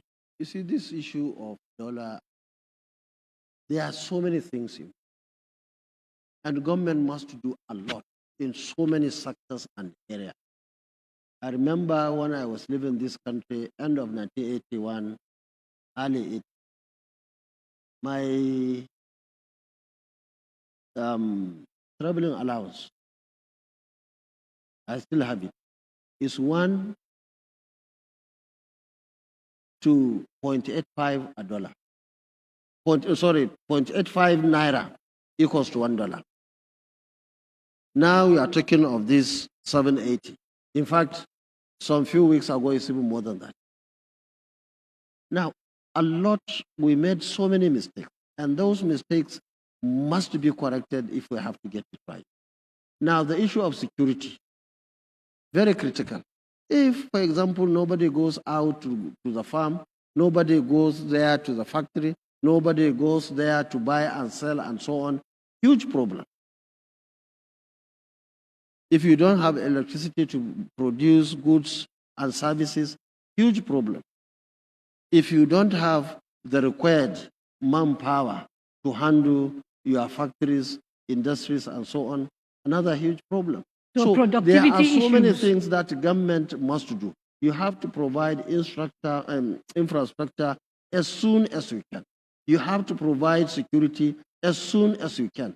You have to encourage young men and women to go to schools across the country. And that was why in our blueprint, we said the first thing we are going to do was to build 500,000 classrooms for about 20 million out of school children. Because I have to go to break, I need to just ask you, will you encourage the CBN to continue with the current policy? Now, let me tell you, you see some of these things, we in government, for example, we know our responsibility.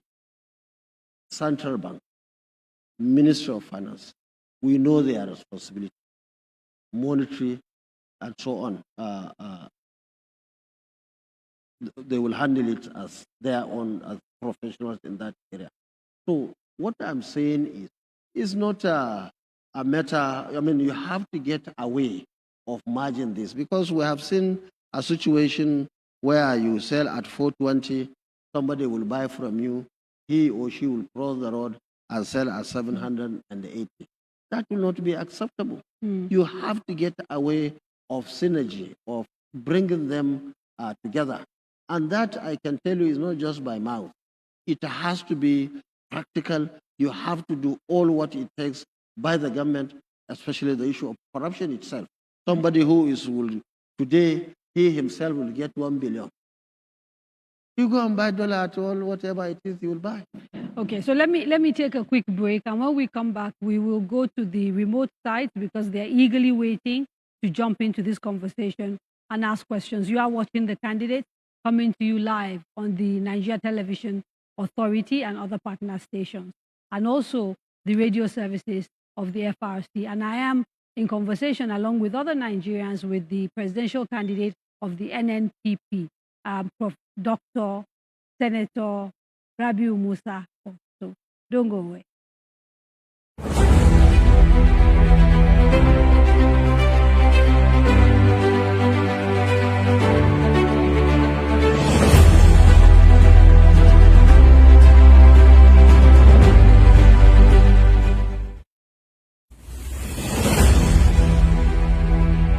Daria Media, in association with Cabal Entertainment, presents The Candidates, a presidential town hall meeting series where the presidential candidates of the 6 leading political parties tell us about their plans for the country.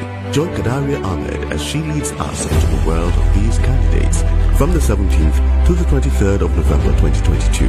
This very important program will be streamed on FRCN, Radio Now, DSTV, NTA, Facebook, YouTube, and more. This is a town hall meeting you shouldn't miss. Tune in. Let's hear from the candidates. Choosing where to study is one of the biggest decisions you will make in life. So, it is important to get it right. At Coal City University, Enugu, Nigeria, we pride ourselves on providing students a stable academic calendar and education of international standards. Coal City University gives students incredible personal attention and support. You can enroll in our regular programs and obtain a degree exclusively awarded by Coal City University.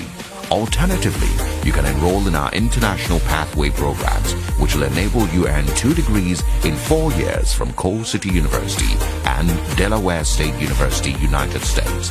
Visit www.ccu.edu.ng.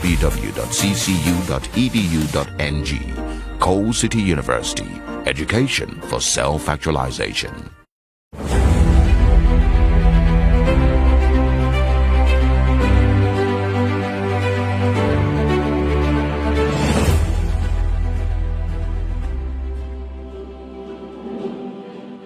Welcome back. You are watching The Candidates, a Daria Media Town Hall series brought to you with the support of the MacArthur Foundation and in partnership with the Nigeria Television Authority, Cable Entertainment, Zikoko Citizen, Silverbird Television, FRCN, Radio Now, Trust TV, News Central Television, J&J Media TV, Captain TV. Now let us go straight to Bayero University, Kano, where Stephen is on standby alongside other students. Hello, Kano. Hello, good evening. Welcome to Bayero University, Kano. My name is Stephen Enoch. Firstly, I want to say happy International Men's Day to all men in the world. We have Spiff Jessica and Mariam Hamza who are ready to ask their questions. Let's start with Spiff Jessica. All right. Good evening. My name is Jessica Spiff, level 4 international relations student, and this is my question. My question is regarding the economy, and as we all know, Nigeria is actually suffering a big blow in which about 70% of the country's income is going into the country's debt service, and the remaining 30% going back into them. So I want to know now, what are the practical solutions that the candidate is going to put in place? Because he said earlier that he's not one to go into borrowing. So what are the other practical solutions you are going to guarantee us as Nigerians that you're going to raise the country's GDP and as well make sure that we, the youth of the country, are going to also benefit from this economic survey? Thank you. Up next is Mariam Hamza. Good evening. My name is Mariam Omotola Hamza. And my question goes thus. The education sector has been neglected over time in terms of budget allocation. Only 5 to 9% to education, whereas UNESCO's minimum recommendation is that 25% of the national budget be allocated to the education sector. As a concerned Nigerian student, I want to know how the candidate intends to fund the education sector to bring back its lost glory. Thank you. Okay, Are you sure they are from Kano? I don't think so. I don't think they are from Kano. These are Bayero University students. Yes, from Bayero University. Yes. You see, those in Kano, in my opinion, shouldn't be in a hurry to ask those. Right. Why? Yes, because ideally they should know the way we operated in. You see, maybe what these ones we are too young. Yeah, but maybe they just want other Nigerians to know. Yes. You see, what we invested in Kano was more than the recommended 25%.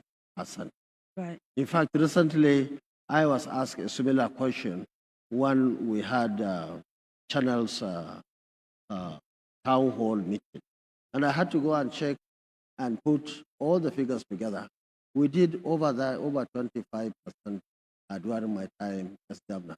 And what we have today in our blueprint, if we have an opportunity to implement them, definitely it will be more than 25% of the national budget. And that was my own estimation. Do you think part of the problem why perhaps they may not remember is because your legacy hasn't endured? And if it hasn't, maybe what do you think is the problem? I don't want to go into that. You see, if you go into government, what you will do is to ensure your success from day one up to the last day. What happens behind you, you have little or no control of that. Right. And I don't think anybody will hold you responsible. Now, let me say that the education is key to us. In fact, before now, in Kano, if you ask us, our priority number 1 is education, 2 education, 3 is education.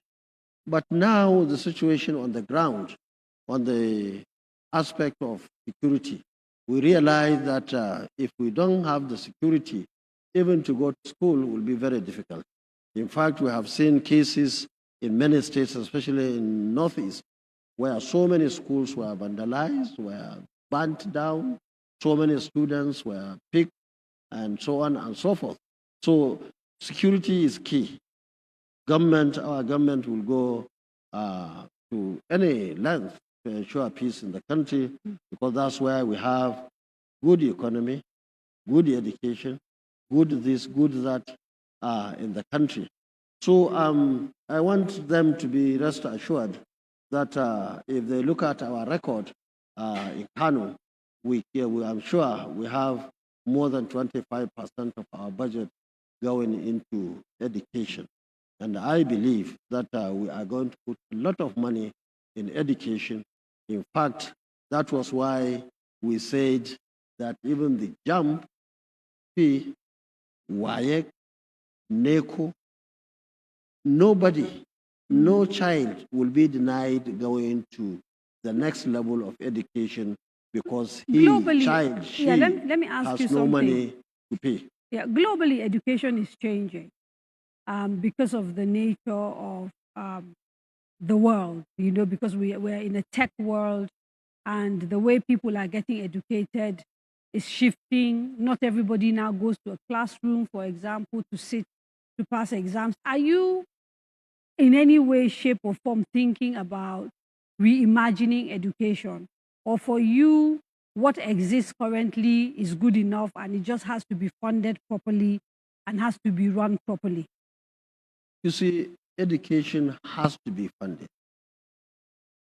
Education is key. And that was why, for example, in Kano, I'm happy they are listening to us. No child of school age was denied going to school in Kano. That was why we built thousands of classrooms. That's why we provided thousands of furniture. We provided offices, workshops. We built hundreds of secondary schools. We built 44 technical schools. We built schools for Islamic studies. And that was why we even had law to prohibit anybody sending his child elsewhere. If you want Islamic education, Western education, this is the school, and so on and so forth. And that was why we sent our children, I told you, over 3,000 in 4 years to 14 countries across the world. And that was why we even selected private universities in this country. You realize that when you left as governor, there were 1.5 million out of school children in Kano. That's today. No, I'm saying when you left in 2015. I'm telling you. Just tell them, I hope whoever is listening should come with his figures. I am telling you the figures are 1.5 million. I mean, there was now, but when you left, there were 1.5 million children. I am saying it's not true. Okay. Maybe they left Kano, maybe they were not in Kano, but I can tell they came back we after you prohibited. left. Let me tell you, I was the governor. But if anybody, either local or international, has got anything to the contrary, where he is free. But what I'm saying to you is that during our time, we built enough classes for every child going to primary schools.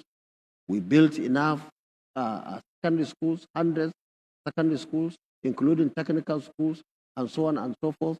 And we provided tertiary level education to everybody to the extent that the two universities I established in 2001, that is Kano University. And is that same recipe? Just 1 second, please. Let me conclude this. And 2012, that's Northwest University. We are not even having enough. We had to be making announcements for anybody with university qualification to go and get admission.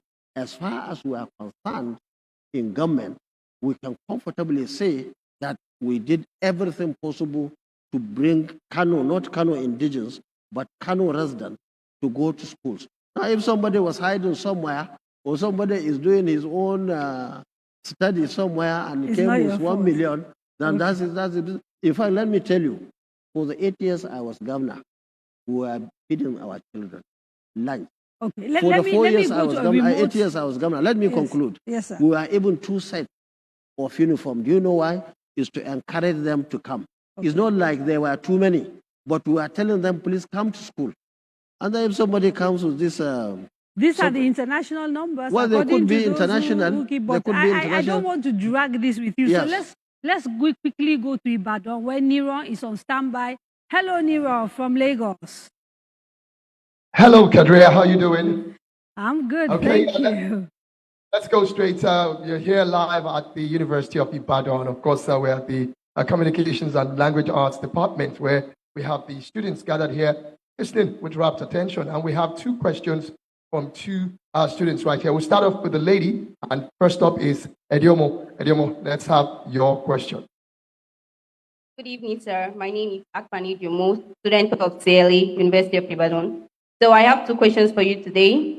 As a man who's held positions since 1992, that's 30 years, what can you say you've done remarkably that can convince us enough to... Okay, we seem to have lost her there.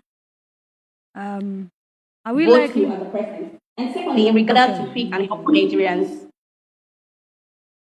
Okay, I believe you heard the first question, and our questions that let's go straight to the next person, and that's talking about. Actually, Niran, could you recap that question, please? Because we lost her there for a bit.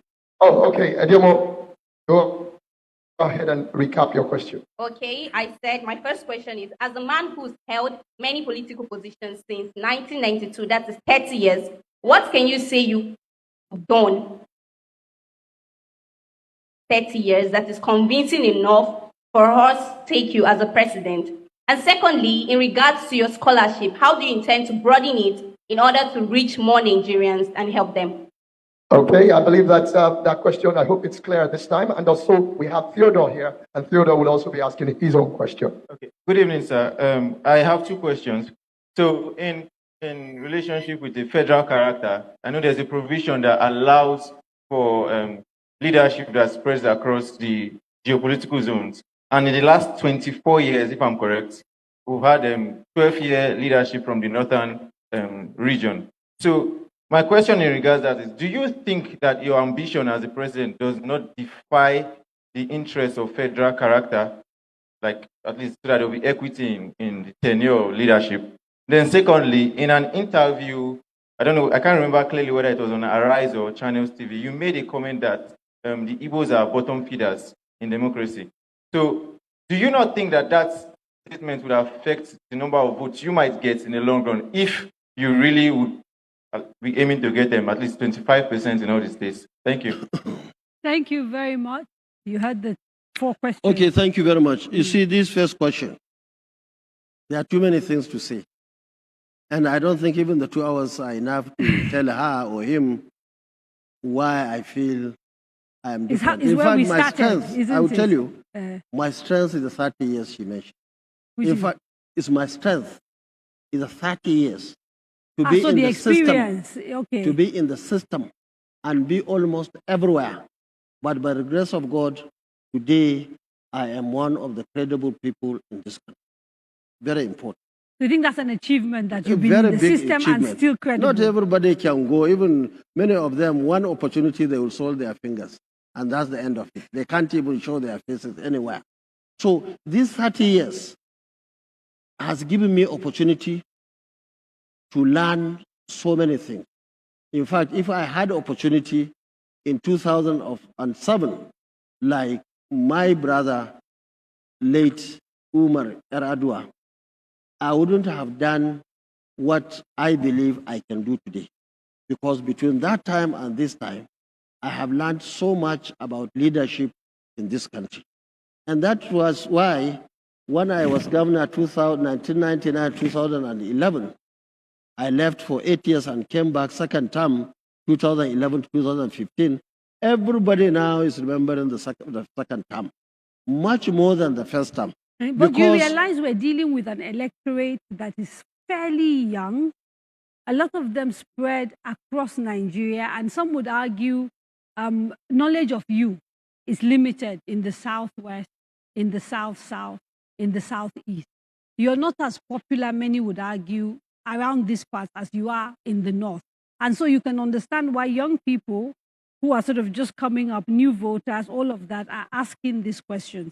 And does that pose a challenge actually for you and your candidacy, given the fact that primarily people think of you as being very strong in the North, but fairly unknown in the South? You see, we always tell our friends that just don't meet somebody in the airport or somewhere on the road and pass judgment on it.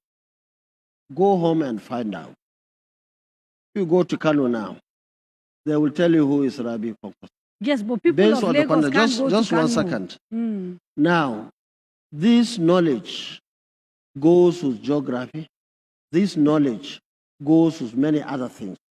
And that was why the idea of having opportunity to be in so many places, to be in contact with so many people.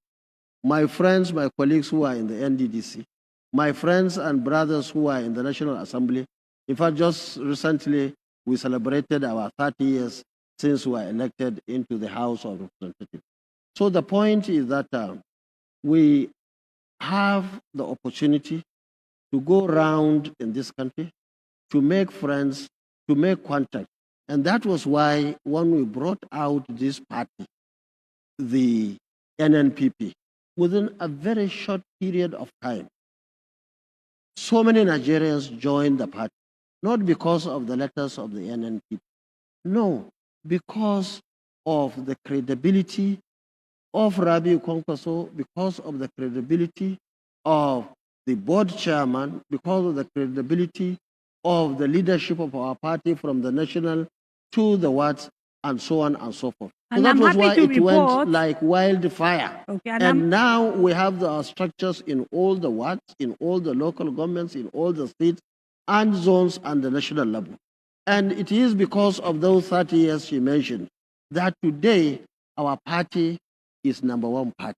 I will tell you, let me tell you. Okay, no, it's just that the bishop is here. I will tell you. And I'm trying to see if we can bring him on as quickly as possible so Oh. that your running mate. No, he will come. He's there. He's always Yes, so he has gone for an assignment. We will take a short break because he's around. I want to bring him on stage.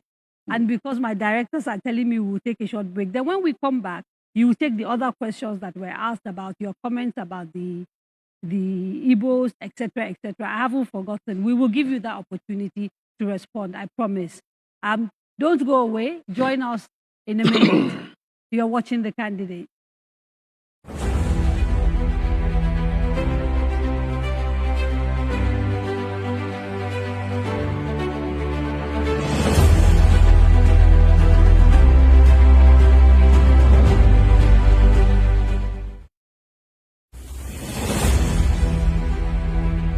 Daria Media, in association with Cabal Entertainment, presents The Candidates, a presidential town hall meeting series where the presidential candidates of the 6 leading political parties tell us about their plans for the country. Join Kadaria Ahmed as she leads us into the world of these candidates from the 17th to the 23rd of November 2022.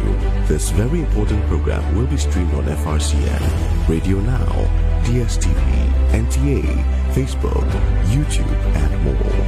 This is a town hall meeting you shouldn't miss. Tune in. Let's hear from the candidates. Choosing where to study is one of the biggest decisions you will make in life. So, it is important to get it right. At Coal City University, Enugu, Nigeria, we pride ourselves on providing students a stable academic calendar and education of international standards. Coal City University gives students incredible personal attention and support. You can enroll in our regular programs and obtain a degree exclusively awarded by Coal City University. Alternatively, you can enroll in our international pathway programs, which will enable you earn 2 degrees in 4 years from Coal City University and Delaware State University, United States. Visit www.ccu.edu.ng. Coal City. Welcome back. You are watching The Candidate, where we're in conversation with Dr. Rabiu Musa Kwankwaso, the presidential candidate of the NNPP. And I'm pleased to say we have also been joined by Bishop Idahosa, the vice presidential candidate of the same party. Thank you, sir, for finding the time. I understand you'd gone away on assignment and you rushed to come back to join us. Rushed to come back, but then the delay was caused due to VIP movement. Right. That phrase that we don't like hearing. Okay, we'll come to you and ask a few things in a minute, but I want to allow Dr. Kwankwaso to respond to a few questions that were asked out of the University of Ibadan just before you joined us. So the questions around comments that were made by you quoted by the student around the Igbos and the issue of federal character, whether you think by contesting, you're essentially guaranteeing if you win, we're going to end up with a lopsided arrangement where the North would have led for much longer than the southern part of the country. Those were the two questions. Okay, thank you very much. You see, I don't want to go into the arithmetic and argument of how many presidents we have from the north or from the south, but I know that if you go by that argument from 1999 to 2022 now, you can see which part of the country had more years than the other. But that's not my argument. The argument is that we have a party, the NNPP, which has been strengthened, populated, and of course now is very much on the ground. And party, you see, the idea of who becomes a presidential candidate is purely a political party affair. And it goes with strategy, of course, to win the election. Many people in this country believe that the situation has gone so bad to the extent that people are looking for the best. In fact, I met somebody who was telling me, and I believe that's an extreme, that if you can go and hire somebody from somewhere outside this country, that is probably an extreme thinking, to come and fix Nigeria. He would be very happy. So you can now see how people are thinking. So the issue now is we found ourselves in this situation, and people are looking for an answer. That's in terms of who is the best candidate. And we believe in NNPP that the candidates of our party are the best. And of course, we are talking of the candidates of the presidency and of course, vice president. We believe this combination is the best, well-balanced ticket, and we are all committed to one Nigeria, a Nigeria that will work for each and every one of us, not minding your religion, not minding north or south, not minding your ethnicity, and so on and so forth. Now, we had an opportunity in the past. We have proved it in Kano. The scholarship the gentleman was talking about, we have in almost all states today. You have people who have gone abroad. I'm not talking of local scholarship in the name of Kano. And it was deliberate, we knew, because we believe that where you are is your home. Okay. If you come from any part of the country and you are living in Kano, we believe that's your home. Okay, so this issue of the fact that people really in reality want competence, and that a united Nigeria that works for all is what the NNPP stands for. Nonetheless, Bishop Idahosa, you cannot deny the fact that there is seems to be a lot of fracturing, whether deliberately politicians again and again have exploited our fault line, whether that is ethnicity, whether that is religion, to the extent that these things now are becoming a recurring decimal every time we have elections. And there are those who argue that we're very fractured. So how does the NNPP intend to unite Nigeria in real practical terms? In real practical terms, it's all about leadership, where you find what drives the system is on the wheel of transparency, justice, equity, fairness, inclusivity, and trust is built. Once trust is built, things to begin to run their course. But you see, when we have selfish people, greedy people, who are not lovers of the country, they accumulate so much. And that's where you find the lopsidedness in nepotism, where people don't observe fairer character. They And they always will think they'll be there forever. They are not. The God factor is a big factor. When you fear God in leadership and able to say what you want to do, and then surround yourself with people who will tell you the truth, it doesn't matter whose ass is God, then Nigeria will be a better place for everyone. Let's go to a few of our remote sites because we're running fast out of time, and it's really important that we get all the 6 sites in. Can we connect to University of Maiduguri, please? Hello, good evening, Nigeria. This is Musa from the campus of University of Maiduguri, live. We have been following the conversation taking place between Kadria and Senator Rabiu Musa Kwankwaso, and his running mate that has just joined us. It has been very interesting, and the students here have been following the discussions. We have a couple of questions from 2 students, Ifeanyi and Yasir. Ifeanyi. Good evening, sir. Please, I have 2 questions to ask you. The first is on education. Sir, I want to know, because it's unarguable that education is the lifeline of every nation. And we've been ravaged with several strikes, particularly the tertiary arm of the education system. So how do you intend to curb this menace of in-season strike, particularly in Nigerian tertiary institutions? And also, how do you intend to boost and take away the out of school, to take back the out of school children, that's primary, secondary, because they are also the foundation, a very important stage of education. Now, my second question, although someone from Ibadan has briefed on it, but that wouldn't stop me to still ask you. It's about Nigerian unity.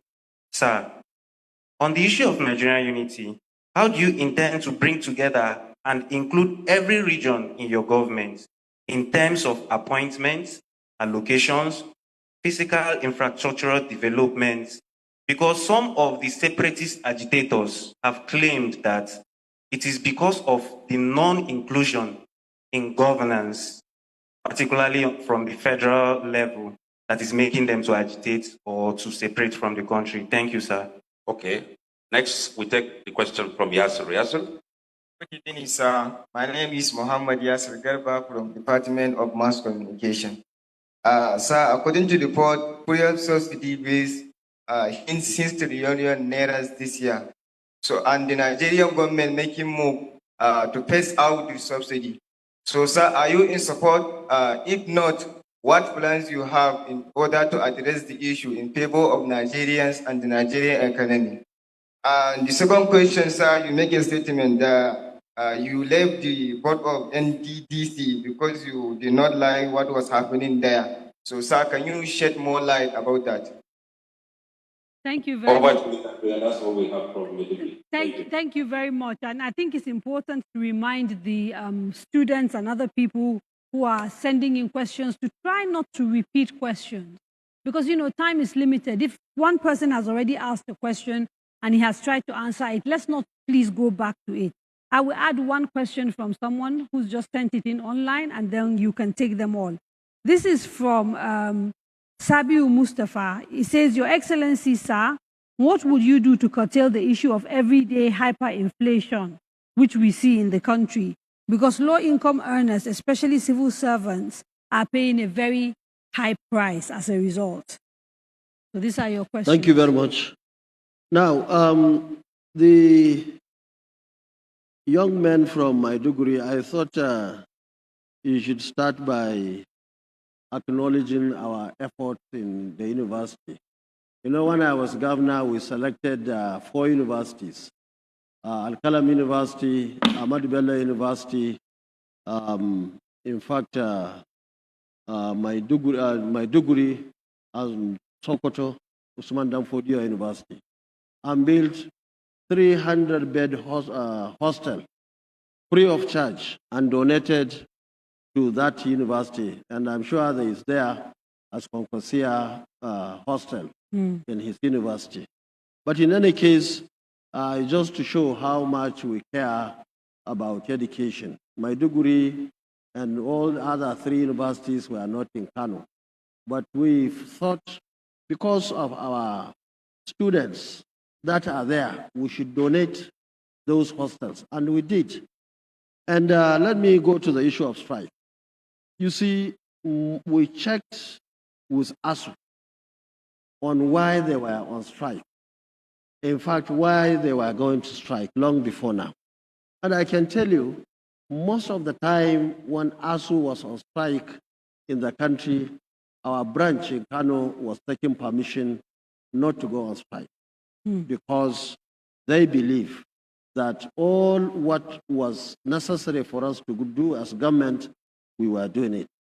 And we are so happy, we are so grateful to the ASU branch in Kano who were working together with us as a family. Well, maybe Now, the let things me have say, changed now. The things that they're no, going whether for they change strike. or not, it's the same country, the same idea. I'll tell you and so why on. I said But it's in- changed. Of the 7 things, for example, that ASU are demanding and why they are going on strike, it includes, for example, the fact that they want the federal government to scrape the law that allows for new universities to be built Is and to there in our- actually focus on funding existing universities. You set up new Is there universities. in our blueprint, which you Yes. said you read. I You did. see, our blueprint was very clear that our government will not be in a hurry to build any new university. We were going to concentrate on strengthening our existing universities because we felt it is very No, critical. you needed to for us. clarify because earlier you had talked about building new universities. I have read your blueprint. No, The people no, watching you can show. have I not. will, somebody, You know I can what ask I somebody mean? to show you. What we said is very clear. Hostels, Huh? maybe accommodation. Yes, Maybe no, that's- I'm not. I'm saying we're having a conversation that many people have not read your manifesto. That's My what I'm job telling is them. to bring it out so that That's you can why I'm explain. bringing out now. Yes. That's why I'm saying in our blueprint, we made it clear that our administration would not be in a hurry to establish new university or any tertiary institution, but will be in a hurry to make sure that all what ASU was saying is in line with also our belief that as at today, we have enough universities and other tertiary institutions. What we don't have is the level of quality in terms of the size that we are going to improve every sector, every part of our universities, ranging from laboratories to workshops to hostel. I think we spent enough time on education because I'm looking at the clock and there are a whole lot of other questions. So should we move to the next one on Okay. subsidy? Yes, and out of school children, I mentioned it. Appointment, Nigeria, unity of Nigeria. Of course, we have all friends from all over who are qualified to be appointed into our government. Of course, that's the only way you can have peace. And even to you yourself to have peace in mind, you need to go for every part of the country in terms of appointments. Now, oil subsidy is a big problem. It's a big issue. And we have seen it.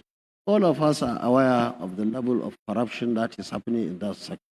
And that's the first place of all. Stop the corruption. Make sure that every liter. But they say that- a corruption fights back. So how will you stop No, the no, no, corruption? no. We fought corruption over the years. If you see corruption fighting back, probably your hands are also not clean. So we have been fighting corruption over the years, and that was why we had all the money we required for projects and programs in all the opportunities that we had. The issue of NDDC, what happened, is exactly this issue of people taking money left, right, and center. But what I you did was you highly didn't stay and fight and clean it up. No, You no, left. no, no, no. What I did was just write a letter and politely tell President in the letter that so many things were happening. And I went and told him. And of course, at that time, probably he didn't understand. But at the end of the day, he accepted. He said, give me your replacement. I told him that, sir, this place has these issues. You want me to? He said, yes, give me replacement. He insisted. I said, okay. As the president, I have to give you, I give him my party chairman at that time. Okay. I can tell you, few months after, Yes. the whole board has to be dissolved. Okay, and Because talking about NNDC, Bielsa is on standby. Let's hear what they have to say. Hello, Victor. Welcome to Bielsa State.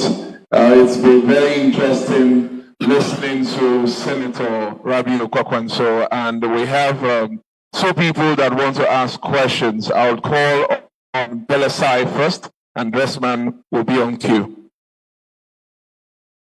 Yeah, good evening, sir. My name is Pelesai Desmond. Desmond, and I'm an economist. I would like to ask you a very important question. Considering the fact that the Nigeria economy depends on this crude oil, and up to date, our refineries are not actually working.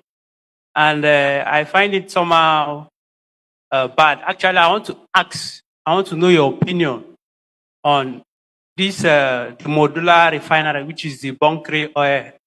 I want to know if you are in support of it or not, because way back, this our recent flood, I will tell you that Bayelsa actually we patronize this crude oil products instead of we patronize this crude oil products and help us. And I will tell you that this product is actually up to 80 to 90% good compared to the normal fuel that we use from the police station. Thank you very much. Okay, the next person is Dressman. I would like him to ask his question quickly. Yeah, Dressman Denepre is my name from the Department of Philosophy, Niger Delta University. Your Excellency, my question is on overflooding. Overflooding has become a recurring decimal in the southern states. And if you become the president of this country, what practical steps, knowing that neighboring countries are releasing waters from their dams to this country that is causing the overflooding in the country? What will you do to mitigate or solve the problem of flooding in this country if you are elected as the president of this country? Thank you, Your Excellency. Okay, thank you very much, Kaderia. That's it from. Thank you, Victor. And let's go straight to the University of Abuja because we have about just 15 minutes. I'd like to get all the remote sites in, and then we'll come back to the candidates to round up. The University of Abuja, please.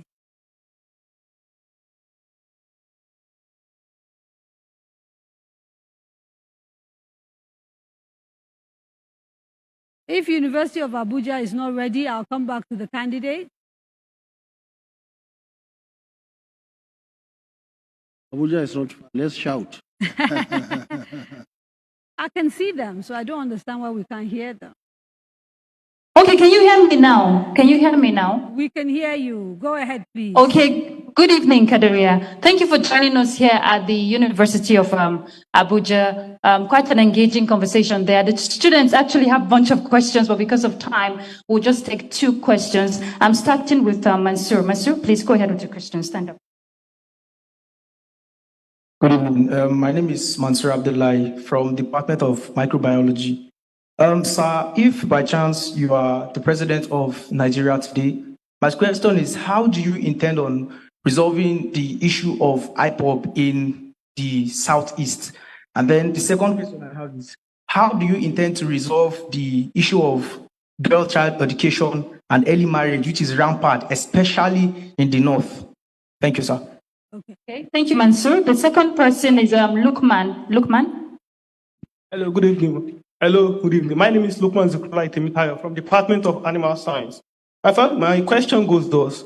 If you are being intended as Nigerian president, how do the candidates intend to curb the menace of unemployment and ensure that students, after leaving school, are equipped with the right skills to ensure that they are employable and their job for them? Thank you very much. You know, we are on the NTA. The 9 o'clock news is sacrosanct. They will not allow us to go beyond that time. So to recap the questions quickly, and if we could have short answers, modular refineries and how the people of Bayelsa sort of use them, and they're very useful. The issue of overflooding, how to deal with IPOB, early marriage, and how to give people skills to ensure that they're employable. Thank you very much. Now, you see, on the issue of refineries, I remember when I was in the cabinet, we took a decision at that time, after a lot of studies, that these 4 refineries should be sold to Nigerians. Very, very serious Nigerians who would take over and, of course, run them privately, so that at the end of the day, government can benefit from taxes and so on. And that is still the at position. That particular time. But unfortunately, the administration that came in decided not to sell it. And only but would you do that? God knows how much money this country would have lost in this number of years. Of course, we have to involve our businessmen and women.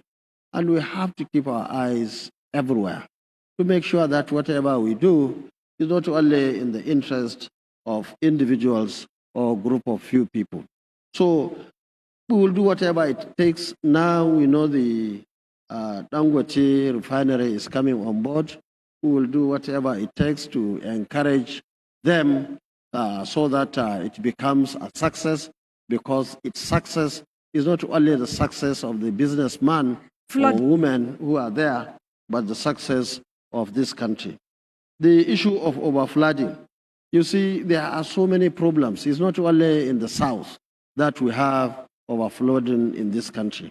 In fact, we have a lot of overflooding or flooding when I was governor, and that was why we built so many villages and donated those houses free of charge, meaning we moved out so many villages that were in low-lying areas, especially in Warawa local government, in Makoda local government, in Uchi local government, even my own local government. So will you do whole-scale movement of people? You see, first and foremost is that so many people, in some cases, are building in low-lying areas.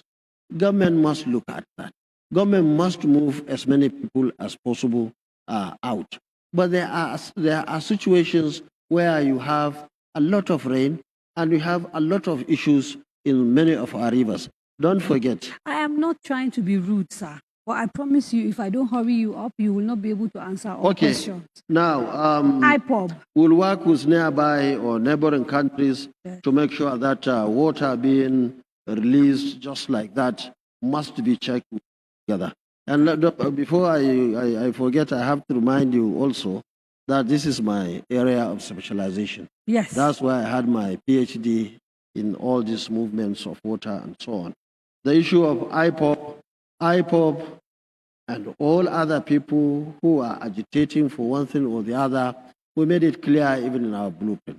We will be willing to sit down with everybody and discuss. Will you release Nnamdi Kanu if you become president as part of negotiations? We have genuine case. The issue is in the court. I don't think we should start discussing it now in this place. So we'll do whatever it takes to ensure that those who are agitating will come and put it on the table and make sure that the right thing is done. The issue of girl child and early marriages and so on, you see, once you have everybody going to school, most of these issues will resolve themselves. We have seen it in Kano, and at the end of the day, we are able to do a lot to ensure that every child goes to school. Now, finally, the issue of unemployment. Yes, all what we are going to do, I'm sure the young men and women must have heard the issue of 1 million soldiers, 1 million police, of course, expanding our universities, providing infrastructure for companies, for industries, I'll give you a minute to round up at the end, but let me quickly ask Bishop one question before we go. Currently, the Nigerian Constitution doesn't have provisions for a referendum for people who perhaps decide they do not want to be part of Nigeria. What's the position of the party regarding the people's right to self-determination? Once you are in government, would you be willing to consider some sort of constitutional review that allows people to go to referendum to decide whether they want to remain with Nigeria or not? Well, you see, the unity of this country is very paramount. But then the wishes of people too will be put on table. And it depends on what the House of Assembly has to bring about, because it's going to be a law-governing country. And so whatever they come with that suits the generality of the people is what we'll run with. Okay. A final question, and after you've answered it, if you can wrap up and talk to Nigerians directly and tell them why they should vote for you once more, right? There are people who think you're a spoiler because you've gone on Arise to say that if you don't win these elections, or if you think you can't win this election, then you will endorse Asiwaju Bola Ahmed Tinubu. And therefore, they think that the reason you are contesting is to take away votes from your former party, the PDP, and to perhaps help Asiwaju win these elections. How do you respond? And when you've responded, you can also wrap up. I thought that matter was being buried. I had an interview, like all others, my colleagues in the game, PDP, APC, Labour, all SDP. They are all our brothers and sisters and so on, and we all know ourselves. I'm not in a business of abusing anybody. But if you make a positive statement on somebody, and people taking it, the young men and women probably on social media, and some people who really don't understand, who feel that suits them, will always go and say it. If I will, say that I will leave it for one of them or any one of them, then why am I in this game? Look, this NNPP today has more contestants, candidates, than most of these parties, even among the two so-called old parties. So, you see, we are very serious about it. And today, I was reading some papers. Even INEC is preparing for second ballot. Now, why? Because serious people are in the game, to the extent that it is even thinking today, unlike what happened from 1999 to date, that there may be second ballot. So if there's a second ballot and you're not on that ballot, will you support a candidate? Let me tell you clearly, I agree with them today. But give us till January next year. You will see what we can call the real party in this country. We started from the bottom, from zero, and we are building. Now they are putting us among the four. Sometimes they put one picture or the other before our own. Let me tell you, just for the records, take note of it. Wait and see what happens between now and January. You see, all the so-called three parties, they are losing grip. It's just, and there is nothing, absolutely nothing, any of them will do to change this trend coming down. It's only the NNPP whose graph is going up. And you see, our strength is not based on the so-called big names and so on. We are going to the grassroots. The way we are playing it is so sophisticated, is such that nobody can go and change the trend now, because people have accepted. People are looking for positive change, especially those who know us. Either directly, people are saying Northwest, Northern Nigeria, even the Southern Nigeria now, because our main job now is for Nigerians to know us and know what we stand for. And last few words, 30 seconds, Bishop Idahosa. The young man talked about inflation. We are going to improve on productivity. We are going to ensure that there will be diversification into agriculture so people are able to find themselves. We will consume what we produce and produce what we consume. We will ensure that people patronize made in Nigerian goods. That way, we are going to stop capital flights, whereby people siphon our resources abroad. We're going to cut the cost of governance. Going to block leakages. I wish you'd been here a little bit earlier so you could have told me the how. Yeah. As it is now, unfortunately, we have the how. Can I break them? We have run out of time. Word. And that's it for the candidates for today. I apologize to people in the room who had a lot of questions to ask, and also the students who joined us from 6 remote locations, because a few of them also wanted to talk a bit more and we had to cut them short. A few people also sent questions via social media that we could not take.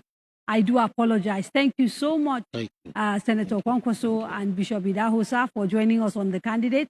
Tomorrow, you can join us for our Pundit show, moderated by our very own Nabila Usman. Our commentators will review the 3 concluded town halls and also the 3 upcoming ones, starting with the one on Monday, when we will be in conversation with Mr. Peter Gregory Obi and Dr. Detti Ahmed of the Labour Party.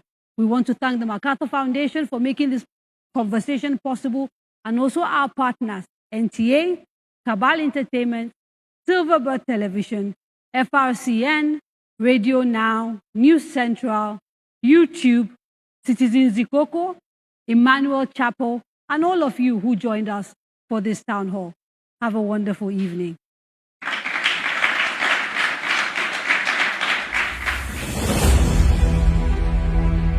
Daria Media, in association with Cabal Entertainment, presents The Candidates, a presidential town hall meeting series where the presidential candidates of the 6 leading political parties tell us about their plans for the country. Join Kadaria Ahmed as she leads us into the world of these candidates from the 17th to the 23rd of November 2022. This very important program will be streamed on FRCN, Radio Now, DSTV, NTA, Facebook, YouTube, and more. This is a town hall meeting you shouldn't miss.